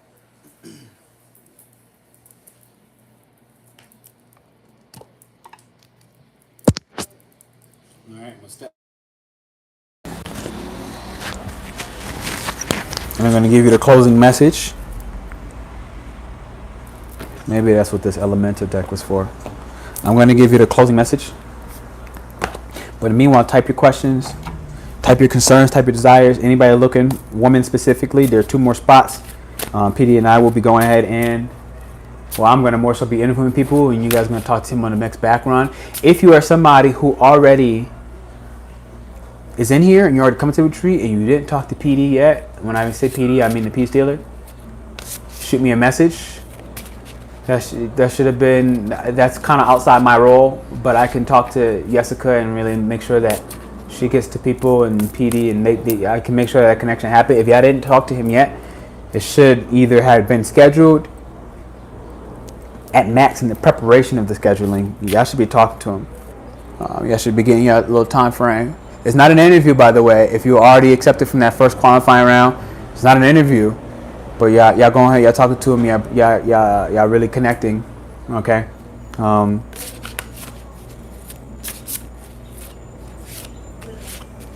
But again, mind you, we got 2 more spots. I'm coming up on the Libra full moon. I'm running a free event. I don't have the link yet. After I eat my tacos or I think I'm gonna get a gordita. I want a gordita today. I never really had one here yet. After that, I'm going to shut the event and I'll let y'all know. We'll drop that up. Let me check the comments, see if there's anything that came in. Thank you for those thumbs up. Side note, here's your final message.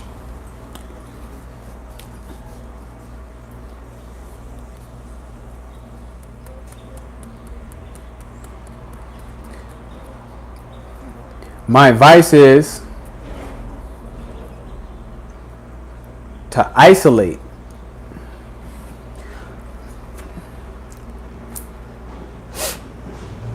There's a reason that astrologers for the last 2 years have talked about this particular conjunction. Thank you for that thumbs up, 711.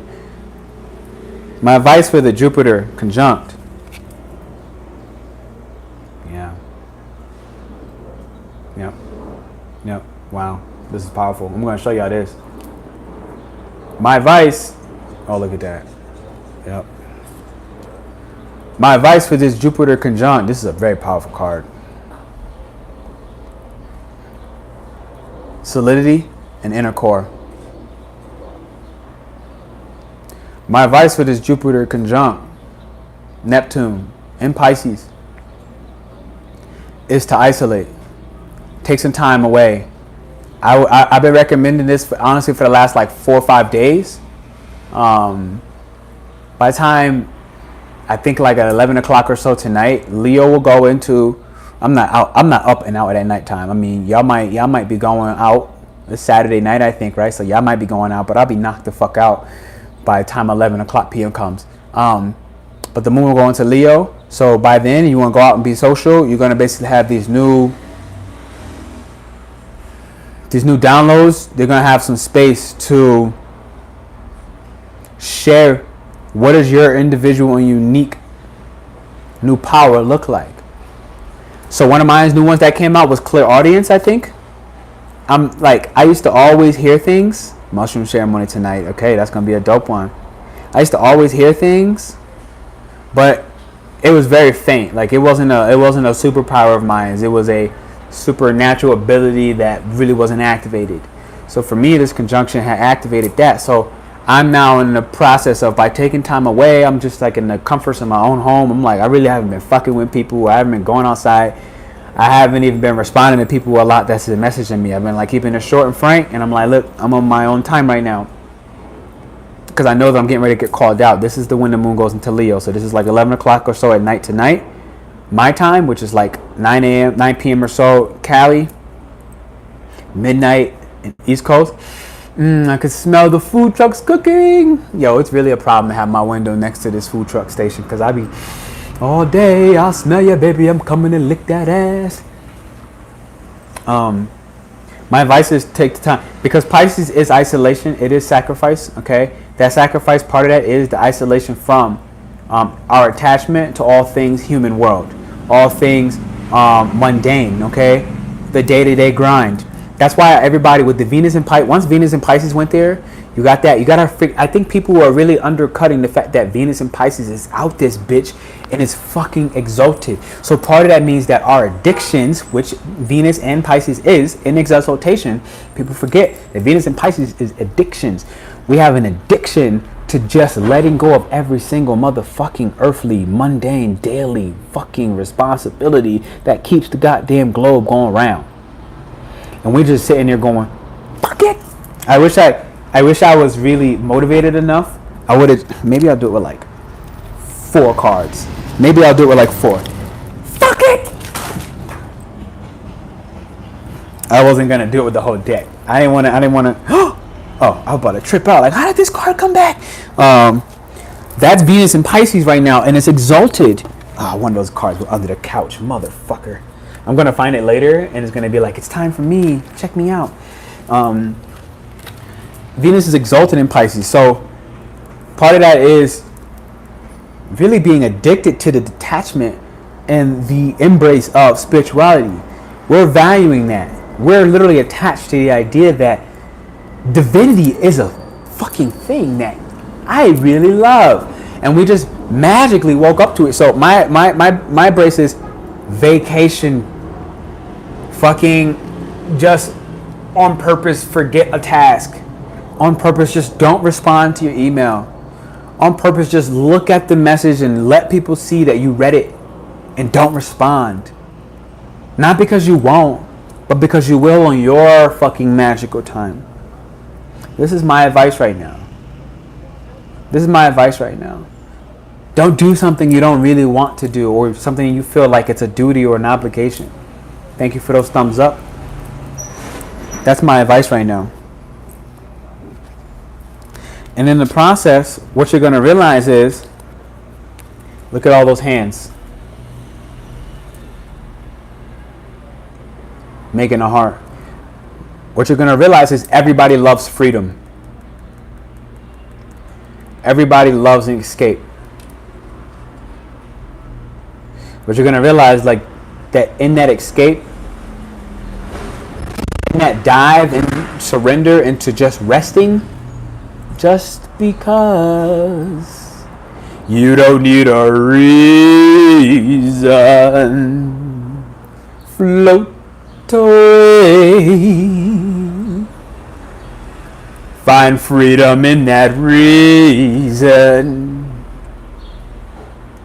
be magical and fall down to you. I said, fall into you.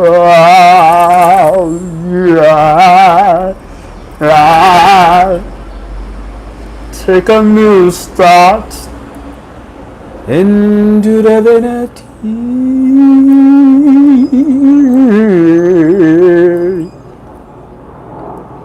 Embrace your inner core. 11:11 on screen. Brand new, fresh fucking start. Does anybody want to answer how divinity is different than spirituality? I don't know. I don't see a difference. I don't really see too much of a difference. The only difference that I may be able to like differentiate is divine masculine, divine feminine energy. But again, you know, when we really get into it, everything that's happening with Jupiter and Pisces in this conjunction is the fact that there's no separation between divine masculine or divine feminine. In order for you as an individual, let's just say there's women, I know mostly women are on my channel. You mostly as a woman, or for this instance, let's just say you're naturally more divine feminine. In order for you to embrace your divine feminine energy, guess what? You have to understand your divine masculine. Because if you do not know how to hold yourself with your own divine masculine energy, rather than being toxic in the pursuit of purpose and direction of your divine masculine energy, which you don't really want to do as a woman, but you just felt like you had to. You just felt like life forced you into this. Like life forced you to have to focus on the security, and you just couldn't be able to create and just be free. Eventually, when you get back to it and you stop breaking it into two separate parts, you realize that you need both, and they are one. They all are one. That's all I got for that. At the farmer's market right now, it smells so good. Yeah. Dope. Already feeling my new downloads. Absolutely. Mind you, it's still at 23 degrees right now, so these downloads are still coming in, okay? When lightning strikes, which this storm went on last night, and I was like, ooh, it's going on, baby. I was like, I told you, bitches, don't go outside. I felt it. Even when I woke up this morning, I was like, ooh, a lot of motherfuckers got slayed last night by accident because they didn't heed the warning. Lightning hits the ground first, and then it goes up. Even though when we look at it, it looks like lightning is coming down. Lightning hits the ground first, and then it comes back up. 1111 back on screen. 1111 plus another 1 plus a 3 and a 000. Boom. 5. Boom.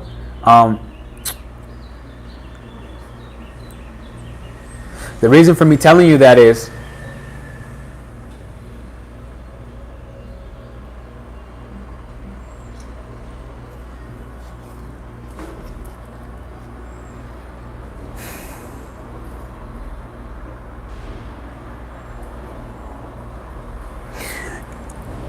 as we continue to expand our spiritual consciousness, we have to understand what the vessel is.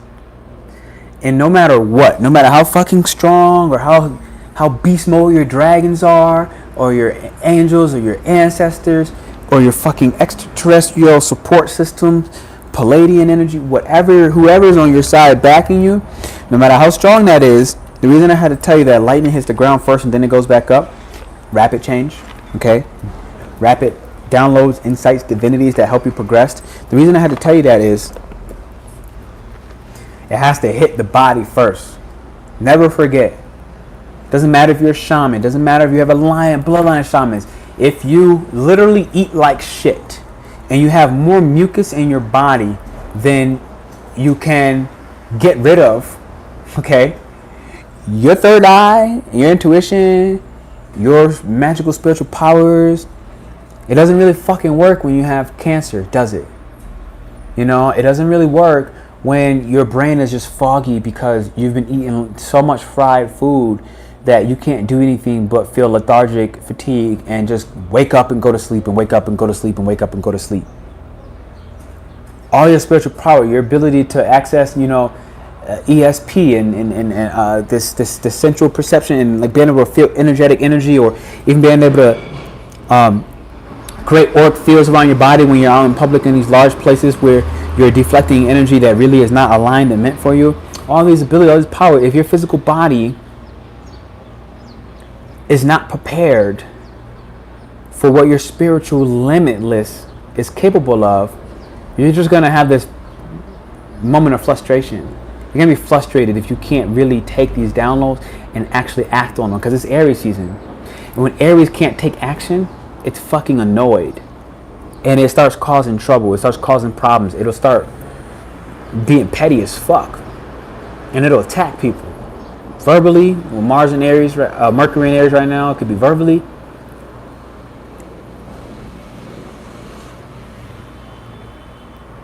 Cancer and Moon right now, it could be psychically. And it's not always necessary. It's not always even intentional. That's the other part, right? So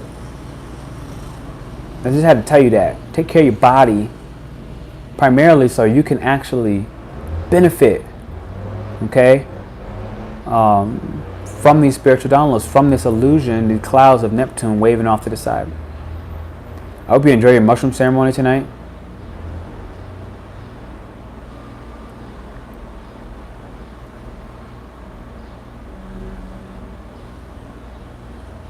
Okay, I'm out. I'm out. I appreciate y'all for being here. I thank y'all for those thumbs up. I thank y'all for your attention, for your love. You know, honestly, like I said, I just got over that 4,000 mark, so I got to start talking to YouTube. Be like, yo, YouTube, I need you to audit my channel. Y'all gonna start paying me those residuals or what? So that's that. I'm really excited about that. And I just want to say thank you, because each one of you are the reason why that's been possible. You know, 4 years or so ago, I was living in California. Even before that, I was living in Connecticut, and I remember saying, like, I want to fucking travel the world, and I want to just be a YouTuber. I didn't know astrology back then, and you know, it was till 2020 in the quarantine that I really started taking this shit serious. After life was just like, stop.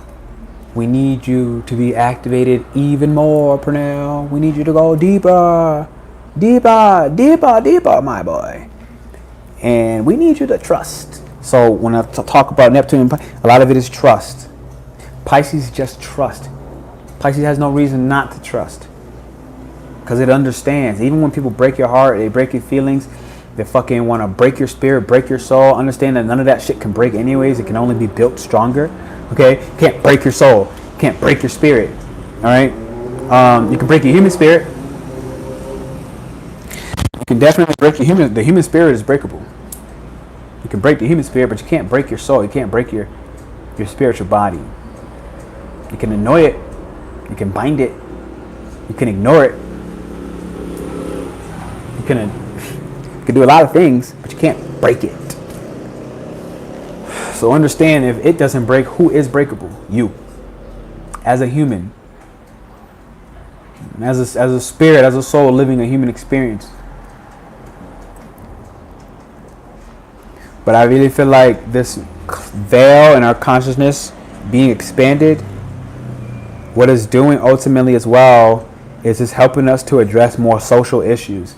Because mind you, like, none of this is actually really, Pisces is not an individual sign. It's not even an interpersonal sign. All right. We have to understand on a bigger scale that we can't just look at this as such an individualistic standpoint. For now, it's about an Aries season, not only how you're going to be the individual in the fucking collective. Aries, Aquarius, Aries, Aquarius, Aries, Aquarius. We're healing Chiron and Aries, that individual identity of ours, the individual character role that we're going to play within the what? The big fucking collective narrative, the big fucking humanitarian mission. People are dying, okay? So many people died yesterday. Fucking horn confirmed. I knew I wasn't going outside, and part of why I knew that is I needed to actually also protect this. I'm fucking telling them, shut the fuck up. Jesus.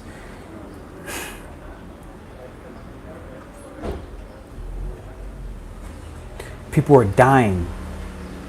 I need you to really understand that what is the bigger reason why I have to do what I do. A part of this, part of my role is to guide y'all through this convergence. Okay? To guide y'all through this convergence. I know I probably froze. Thank you for your patience. To let go of some of this human mundane shit. Worries of where would I live?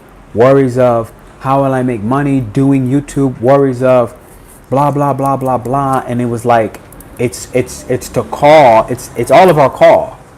It's our call to remember in this particular season how to be your unique individual character role, how to understand your power, which you have right now with the moon in Cancer. You're going to practice that for the first time, either tonight, 9 p.m. or so, into tomorrow when the moon's in Leo. You're going to be like, yes, bitch. You're going to dramatically be like, I got clear audience. You're going to be performing for people like, yo, let me do a fucking channel message for you.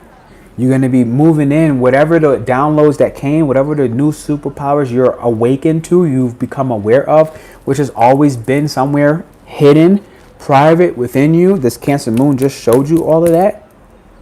And you were tested as an individual emotionally to show and reveal your character. You were forced by Pluto and Capricorn to show your character on how good you've become at setting emotional boundaries with people that are constantly trying to test and play the fuck out of you as if you're not as evolved as you are. We have to understand the bigger reason and what's happening socially. This is so that we can embrace the convergence. I say embrace. You have to really and fully accept that when days like yesterday was so fucking, and even probably today, so fucking intense on the convergence of Neptune and Jupiter and Pisces, it's happening so that we can collectively understand that your individual story is not more important than the globe. Is not more important than your soul and the collective soul that we all share as one ethereal being. Okay, 9 billion people or whatever on the planet, collectively we still share one soul. And the suffering of the people back in China who's having 10,000 people die a day in concentration camps. No one talks about that shit. And I promise you, I was in those streets of Hong Kong when those motherfuckers were protesting. And I broke down. I couldn't stop crying.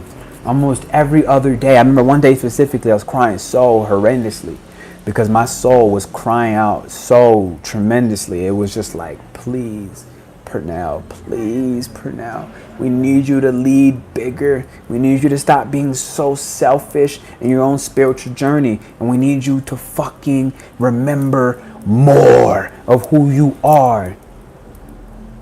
Not this human carcass, not the separation, not you being stuck on Black Lives Matter narratives and the fact that, okay, black people are suffering with cops shooting them. But remember and understand that we're all suffering and you are one of these ethereal bodies. All of us, 9 billion. This is where Jupiter and Neptune.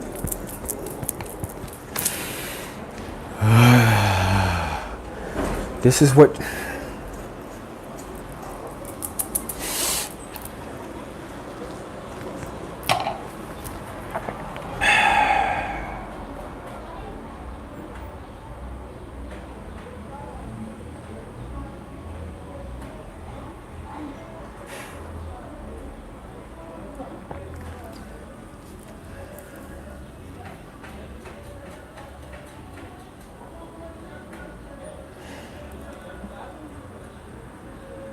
This expansion of consciousness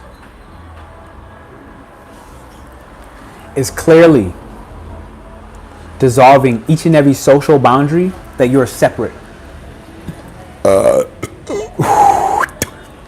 Is dissolving each and every social boundary globally.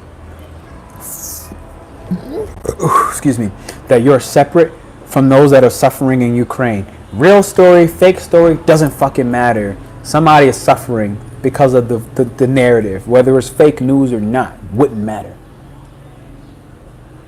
You're dissolving the boundaries and being revealed very soon and going to be forced to surrender and sacrifice something that only your individual character has as an ability to contribute to humanity.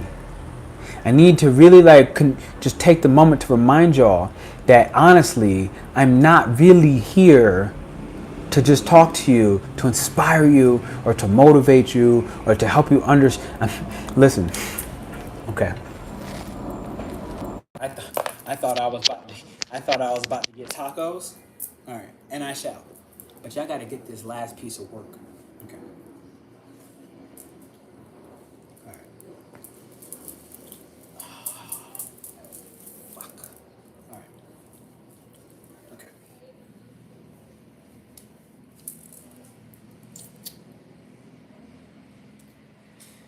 You know, this moment came where, when I think of the collective soul, and this is kind of coming in from like my Life Path 11 piece, and this is the 9 specifically. And my apartment is number 9, ironically. And the card I saw in here was a 1 and an 8, which is a 9. And I've been seeing only 99999s. And I'm trying to break this in because Life Path 9s will also understand this. You can feel the collective soul in the pain that the globe experiences.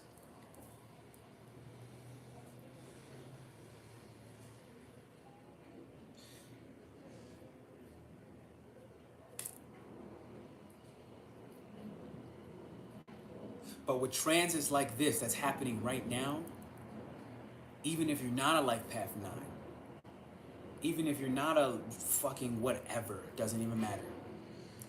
Everybody is starting to feel this. And you don't have to know exactly what you're feeling, but you feel your soul is tired. It's just sick of you being so selfish. This is channel messages coming through real quick.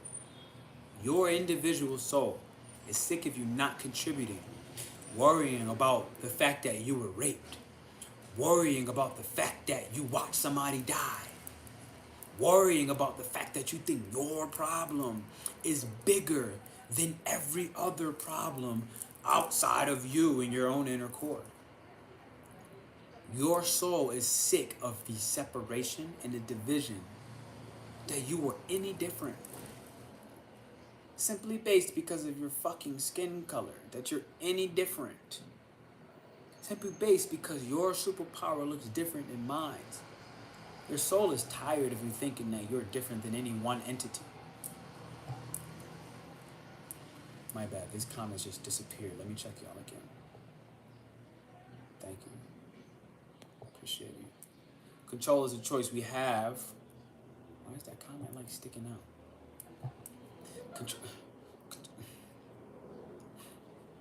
Control is I'm like control is a choice we have. This is how I know my eyes are like, what the fuck going on? Like when I got my glasses on and I still can't fucking see, I'm like, which one is actually like, okay. Control is a choice we have right now. I'm getting there's some weird feelings. It's just stuck. It doesn't want to come out. Oh, control is a choice we have. One that we all have right now. And there is only one way to your true you. And that's stepping into a place of timelessness. Pisces. Has anybody ever met a Pisces? Have you ever realized how awkward it is that they're legitimately timeless? It doesn't even make sense. Pisces is all about understanding, yet it doesn't make any sense. It's like, I'm telling you, I got a Pisces friend here, and it's like, she just, even when she walks or fucking, like, we're working out the other day, like running, and it's like, she like runs, and it's like water, like floating, like it would in space. It's like, how do you run and just so gracefully fucking float like water? I don't get it. Like, I don't understand. Like, there's this timelessness to this energy. And a part of this timelessness is like, you know, when you throw a manifestation out there, selfish or for the collective, really doesn't matter in this particular example. Timelessness of Piscean energy, Venus in Pisces, what we're valued to and addicted to. Jupiter in Pisces. Okay, boom. Neptune in Pisces. Another one.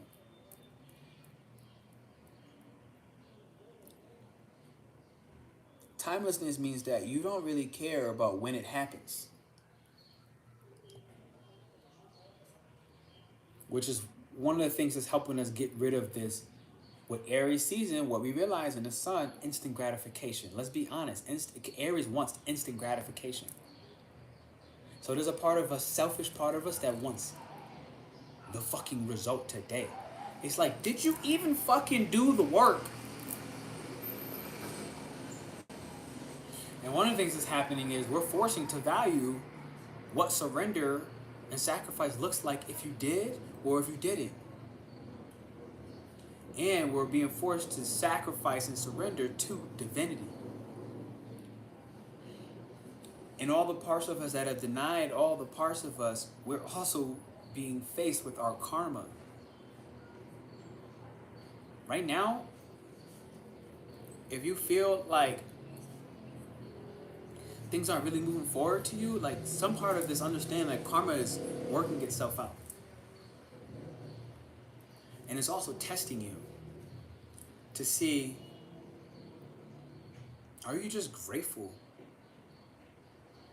Like really, like are you really actually grateful for how well you've been blessed? Can you actually understand, Pisces, how well you've been blessed? I mean, fuck it, like you can't even watch me from a device on the other side of this on YouTube. Did you even understand, like within itself, or simplicity, how blessed you are that you can?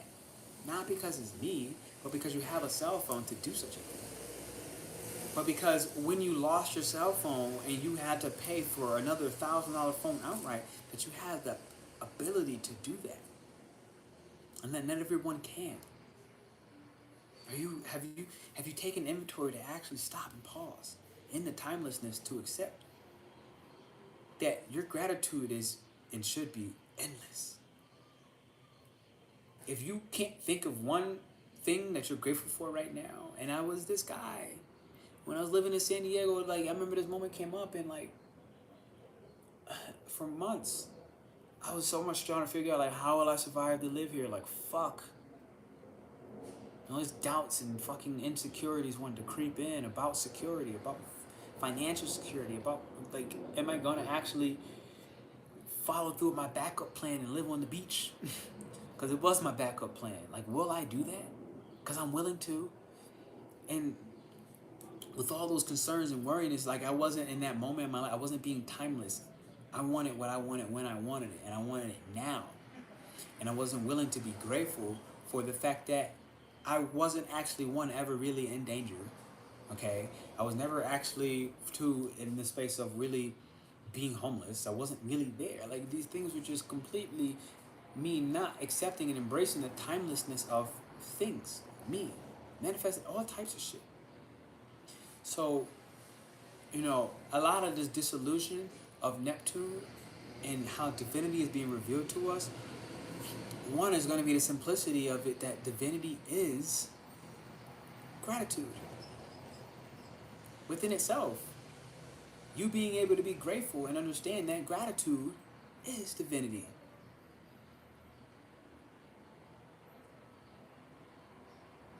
Because with gratitude, we can, more like a Pisces, adapt to what? The unconditional forms of love. This is the expansion of our consciousness and dissolution of, in what ways have you brought the narrative of transactional love? Did you hear me? Oh, it's not you, right? You've never engaged in transactional forms of love? No. Okay, let me give you an example of how you engaged in a form of transactional love.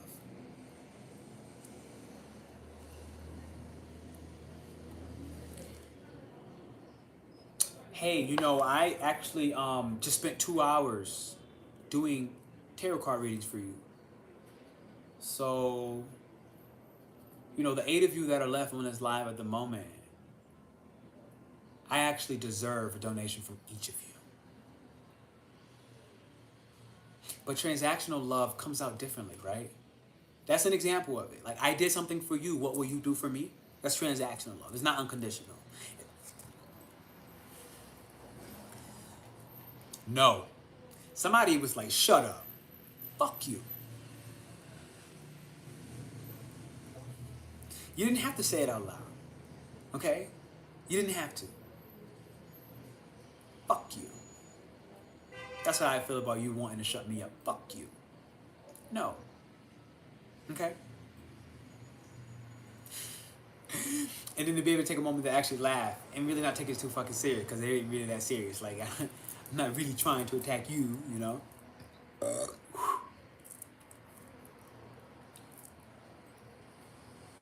Transactional love. The issue with it, and how Pluto and Capricorn is really permanently resolving this, okay? And when you have it now in opposition to Cancer Moon, at some point, it's probably at 28 degrees right now. I'm almost going to bank that is getting closer and closer to conjunction at 28 degrees. The Moon in Cancer and then Capricorn. Yeah. Sometimes you really got to do that shit. I'm not gonna lie to y'all. Like, this is why people die in this spiritual war. Is because they're not willing to be the bold version of themselves. When somebody wants to somebody tried to silence me. Someone tried to silence me. They literally, I shit you not, like, they tried to shut down my throat chakra. They tried to shut down my entire expression. And it was, they used a lot of their spiritual prowess to do enough to make me hiccup and pause. That's about as far as you got with that effort, whoever you were. Whoever doesn't like to hear, and that doesn't have to you be consciously understanding that you were offended about in what ways have you transactionally exchanged love with people. Libra is transactional love. Libra and full moon, bitch. Watch when this full moon pulls up on that ass. And watch how that little seed that's planted today about transactional love, watch how that superficial shit gets revealed.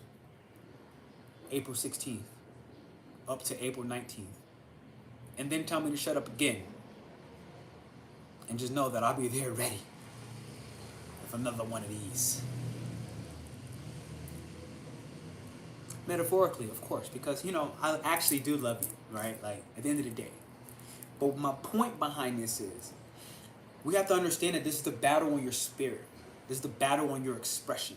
It's the battle on your soul. You have to understand the reason why people are dying is because I can let that one go. I can let another one go. I can let all these silent attacks go. But it doesn't matter how strong I am spiritually. When you start getting and allowing yourself to get gang banged, look, okay, cool. I could take out 10 demons at a time. Awesome. But when I don't deal with them incrementally, but what happens when I got a whole fucking platoon of demons on me? That looks like a dark night of the soul. That looks like you having to go into emergency backup. Like you're not really optimal in those states. Okay? When you allow yourself to get gangbanged by spirit. And some people, when they allow that shit, they die. Because I almost feel like I have to like remind this again to people, whether I said it now or later or another time. We have to also remember that some of these motherfuckers are strong. And depending on where you are in your own character role in this RPG game of this spiritual warfare, some of you are not evolved to the height of your soul's expression yet. So when you meet some of these strong motherfuckers and you think that, oh, I have all my guides, I got my angels, I got my ancestors, they're all watching me.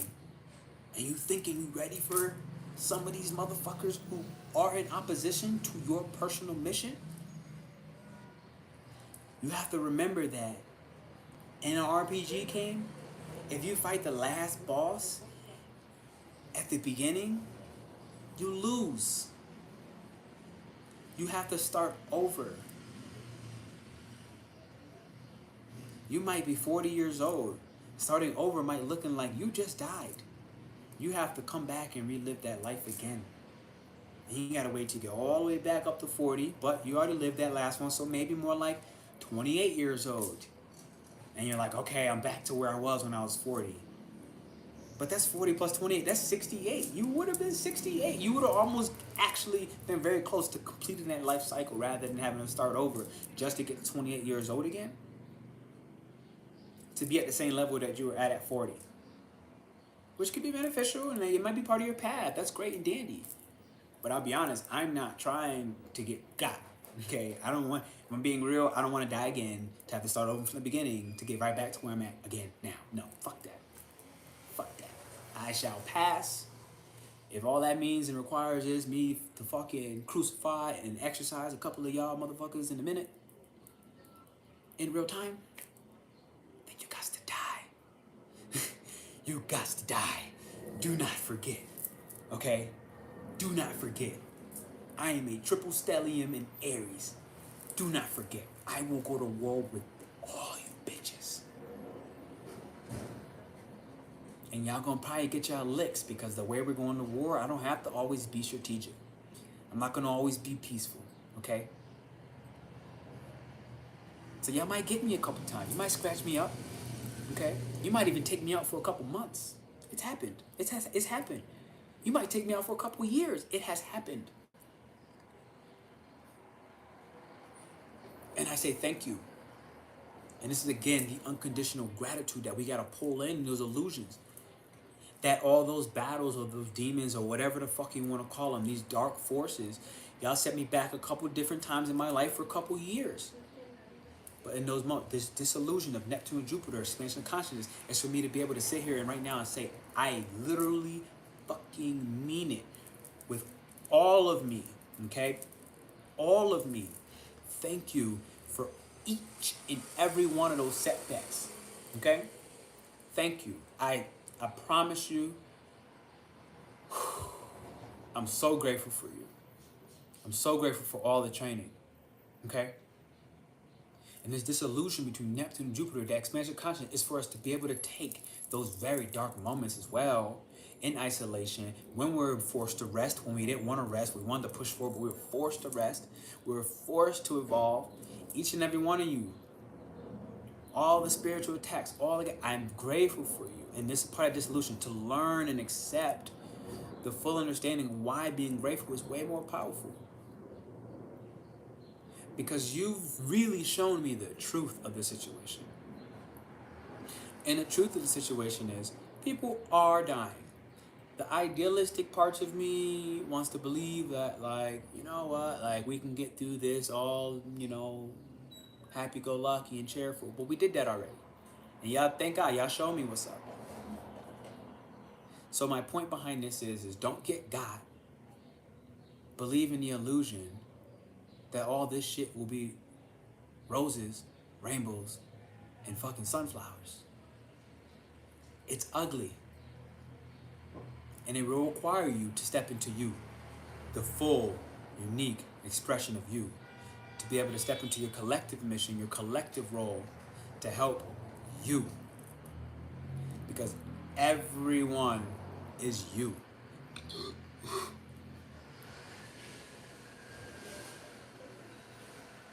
And you know, my final closeout message with this every season being here and this conjunction happening, this revelation.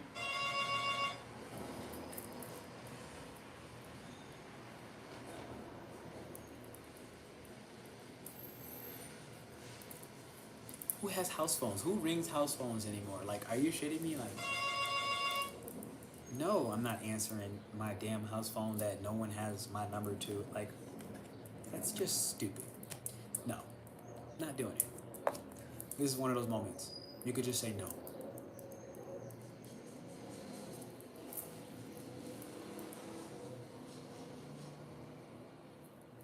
Nobody important that I need to answer to on my cell phone. Okay, it's a fucking Mexican house phone. Like, no, I'm not picking that shit up.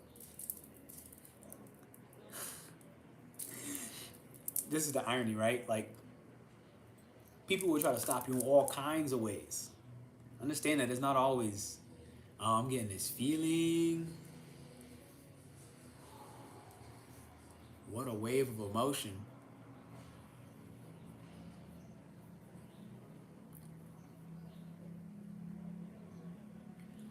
What I'm getting right now in this moment is like,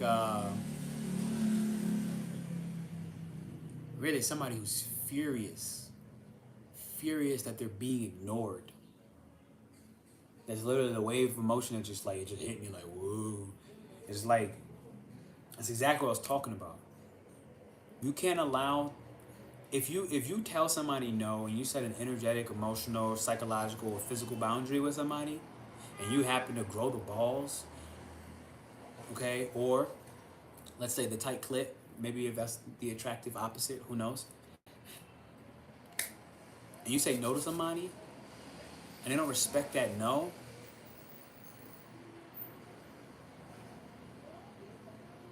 you have to watch for when they look to use anger or being furious with you or giving you the silent treatment. You have to watch for, thank you for those thumbs ups and those likes. You have to watch for people in those moments who will try to use that as a means of control. Okay, as a means of control over your personal and spiritual expression. So I gave the prime example. Okay, my Mexican phone just rang. I don't have a Mexican number. This is an Airbnb apartment. I don't know who the hell is calling on that phone, but it's not more important in my moment or this expression. I'm not picking up the phone. And I have a feeling I know what it is because my front desk has been telling me here and there, hey, can you quiet down? If my voice is loud enough for somebody to make a complaint, being a neighbor, and this is me just talking, me, myself, that's not my problem. You're not gonna stop my purpose, which part of that is this expression via YouTube for y'all to get what the fuck is going on and gain some grounding through the understanding of the evolution of yourself during each one of these processes and transits and X, Y, and Z and beyond.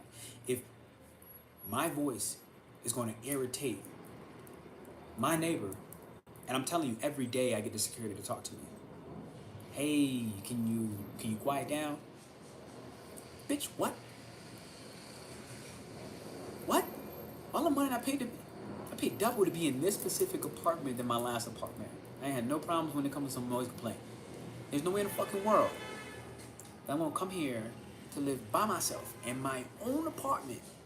The whole thing for me. For you to tell me, quiet down. For you to tell me, I'm being too loud. For you to tell me, slow your expression, slow down your purpose. So I had this wave of emotion that just took a moment, and it was almost like the furious emotion where somebody might not even really talk to you, but they're going to use the fact that you know that they're furious to have you want to change your mind and make a different decision. To have you want to change your mind and say, okay, well, okay, I'll be a little bit quieter. Okay, I'll calm down. Okay, I'll please you and deny me, which is denying my purpose, which is denying my mission, which is denying my expression. I'm gonna quiet down just because you asked me to. Just because you annoyed me long enough for me to finally decide that I'd rather play small. Okay, I'd rather suck your dick rather than you make me suck mine. Fuck that. We gotta get real serious about being willing to sit there and say fuck off. No, like, you see this face when it's like, you know, somebody kind of like mean it, and they like, no, like, fuck off. No, like, really, please. Do us a collective favor and fuck off. Because like I said, man, you're like, yo, this is not the nuclear warfare. This ain't guns and, you know, somebody getting invaded by another country to take over your resources.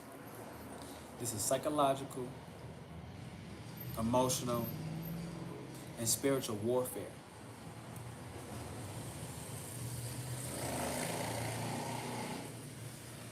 The world that you imagine, the one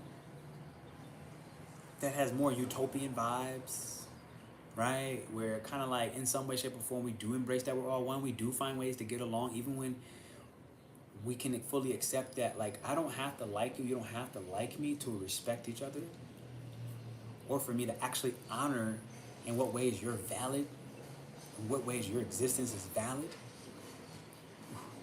This isn't about having to be best friends with everybody.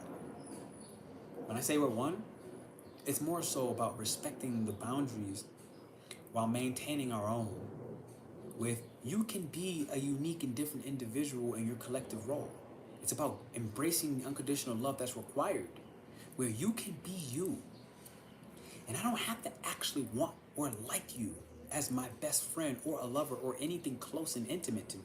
I don't have to like you to fully respect, honor, and even support your individual role as we collectively come together. We can hold hands in this mission together and pray together and love together without having to pretend that I fuck with you.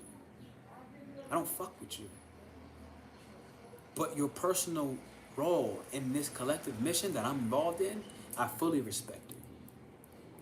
I fully validate that, actually. I validate it even while saying fuck you. I literally support you even while realizing that you're not my fucking favorite. I'd rather spend my time over here, but right now I gotta spend it with you, and I'm grateful for it. Because there's something through this conflict, there's something through this tension that we will both learn about each other and ourselves. And we're likely gonna be able to learn how to better play with each other through this tension as we hold hands together in our collective mission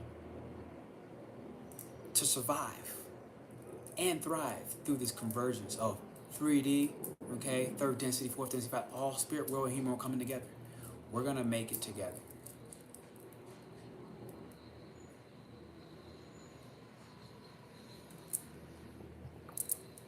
Okay, that's it. That's the message. That's what I had to push today. I'm done. Thank you for joining my TED Talk. I used to have an ex-girlfriend that said that. And that's a part of the beauty, right?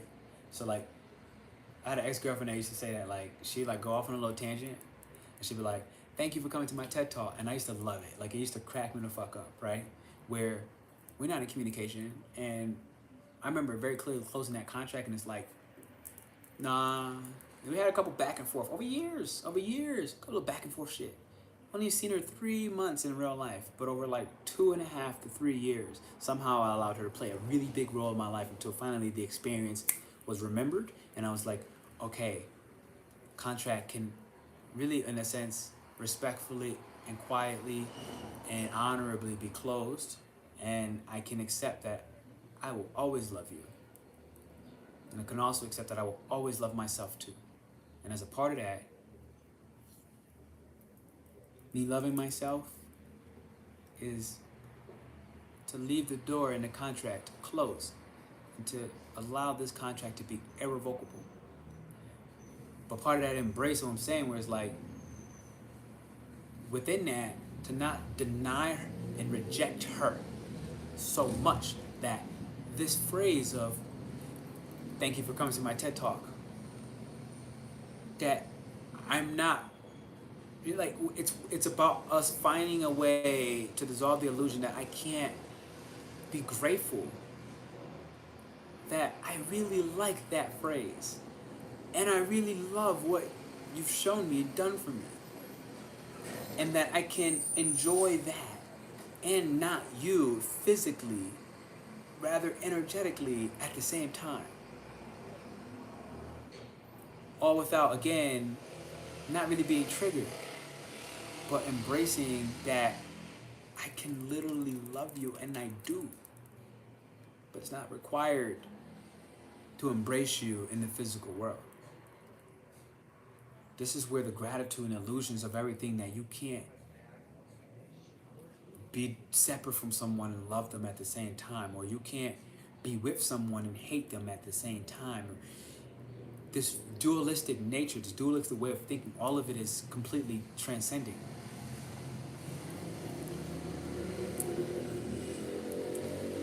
Is there anything in the chat, in the comment, that you would like to address, state, share? My grandma's a Pisces. She just celebrated her 92nd birthday. Gang, timeless. What's up, Grammy? Anybody that wants a one-on-one AstroTherapy session with me, definitely go ahead. You can book that down below. What that looks like is really is intuitive, depending on the person. Okay, this can be breath work. This can be sound healing therapy. This could be channeling. Okay, a certain message that your guys want. This could be tarot card pulling. This could also be the bulk of it, which is me helping you understand how to evolve the energies of how your own individual zodiac signs within your natal chart and the combustion of all of them, how they play well together, even when they conflict and they contrast. Okay, like a Pisces and a Gemini, it can have a whole bunch of head banging, literally. But they can play well together even within yourself. And so like a lot of what it is, like me helping you how to understand how the energies play with each other. Me helping you understand how your divinity prefers to be expressed and how you prefer to make money your way, okay? Like the way that actually energetically aligns with you in ease. What I've been finding is a lot of people that are doing these AstroTherapy sessions, they're not really looking, thank you for those thumbs up. Give me a thumbs up, give me a thumbs up, give me a thumbs up, give me a thumbs up. You know, a lot of people are realizing when they're doing these AstroTherapy sessions, and this is what actually makes me really happy and proud. In the beginning, a lot of people used to be curious about how can they make more money, how can they be more abundant. And what I'm learning now is people are really already adjusting to the social currency. And thank you for that thumbs up. They're adjusting to the social currency, and they're not prioritizing financial and monetary gains more than their own personal and emotional health. And that makes me really happy. It's happening on the back end. It's funny with this pen, but it still works. To find the beauty in everything, it still works, and I like the way this pen writes. You know, and I thank you for that other thumb up. I saw you out there. So I'm really happy about how some of these AstroTherapy sessions have been going on the back end. It's a time for you to really have a moment where you uniquely progress through your own personal spiritual journey. And understanding why do I do this personally? I do this personally so that you can really more so align with your spiritual signature, your spiritual and energetic signature. It's me trying to help you really get out of your meat carcass. Okay, you as a human, great, get it. You're human. You got to do what you got to do. That's great. But there's this mission that you also have, And part of my job is to make sure that I walk people through their wake up, which is not even a wake up, but it's my job to help you walk through remembering who the fuck you are. As an Aries, I am. Literally, I am.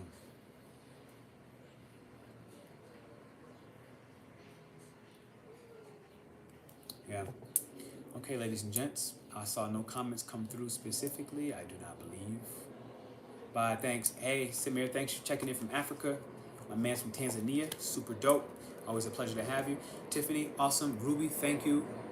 Jamie, if you're here. Fatima, I'm proud of you. Go get that thing. Those Pisces 9th house, those Pisces 4th, 5th houses.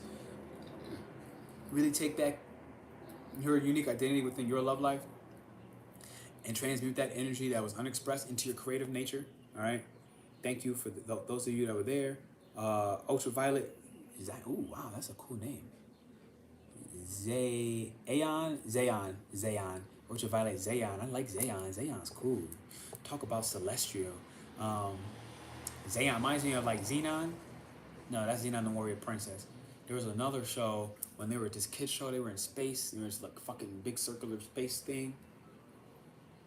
Zaya, I don't know what it was. Earth Queen. I'm just checking through the names. Some Caprice, Innovate Tiffany, Samir, any of y'all that's here. I just want to show y'all some personal love for a moment. Kaisha, thank you all for really, again, your attention and just your embrace. Zion, like Aeon, Zayon. Sorry, I might be killing you now. I just want to give you a personal thanks for your attention and allowing me to really do what I'm supposed to, that I really like karmically, I'm like required to do, if I'm being honest. I'm karmically required to teach, okay?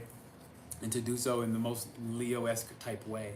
And I thank y'all for taking a moment, as wise as you are as individuals, as far as you've gone in your own spiritual practices and shadow work, as much as you've done to go ahead and make sure you reached out and gain guidance from those who are either outside of you, those who you idol and you walk and run towards.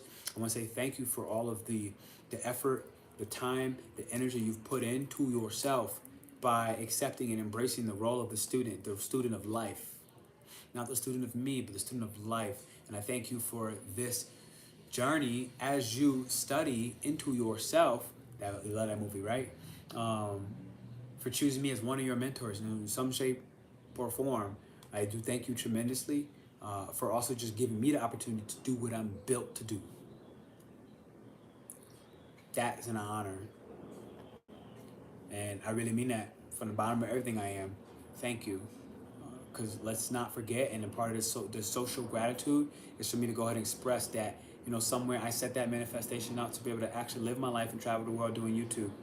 And I know some of you have heard me say this over and over and probably beat the fucking horse on it, and it's okay. I'm going to continue to express so much love that you've allowed me to actually make this part of my life a reality where, in less than, like, I'm maybe able to buy my family tickets and I'm able to fucking go visit my 1-year-old nephew in May for his birthday just because. And these are realities at some point in my journey, in my career, where I just couldn't do that. So I want to say thank you, really, from the bottom of my heart, because you're allowing me to embrace that, I can and I do and I will have multiple homes in the world. And sometimes, like, I just need that. That's just who I am. Like, I need to be in the world, and y'all all make it all possible for me. So I want to say again, thank you for helping with this dissolution, Jupiter conjunctive. This is part of it, like removing the social and the travel boundaries, okay? That doesn't allow me to experience people, and that does allow me to experience people from different cultures, different ancestral backgrounds, different spiritual lineages, that I can somehow be able to take and go back and share with each of you as individuals. Do my part. Okay, my stomach is officially like, get the fuck off the live, bro. I'm gonna fucking punch you in the gut. Get off the live. So I gotta go. Ciao. I love that movie. Thank you. I see you all. Ciao. Are you sure?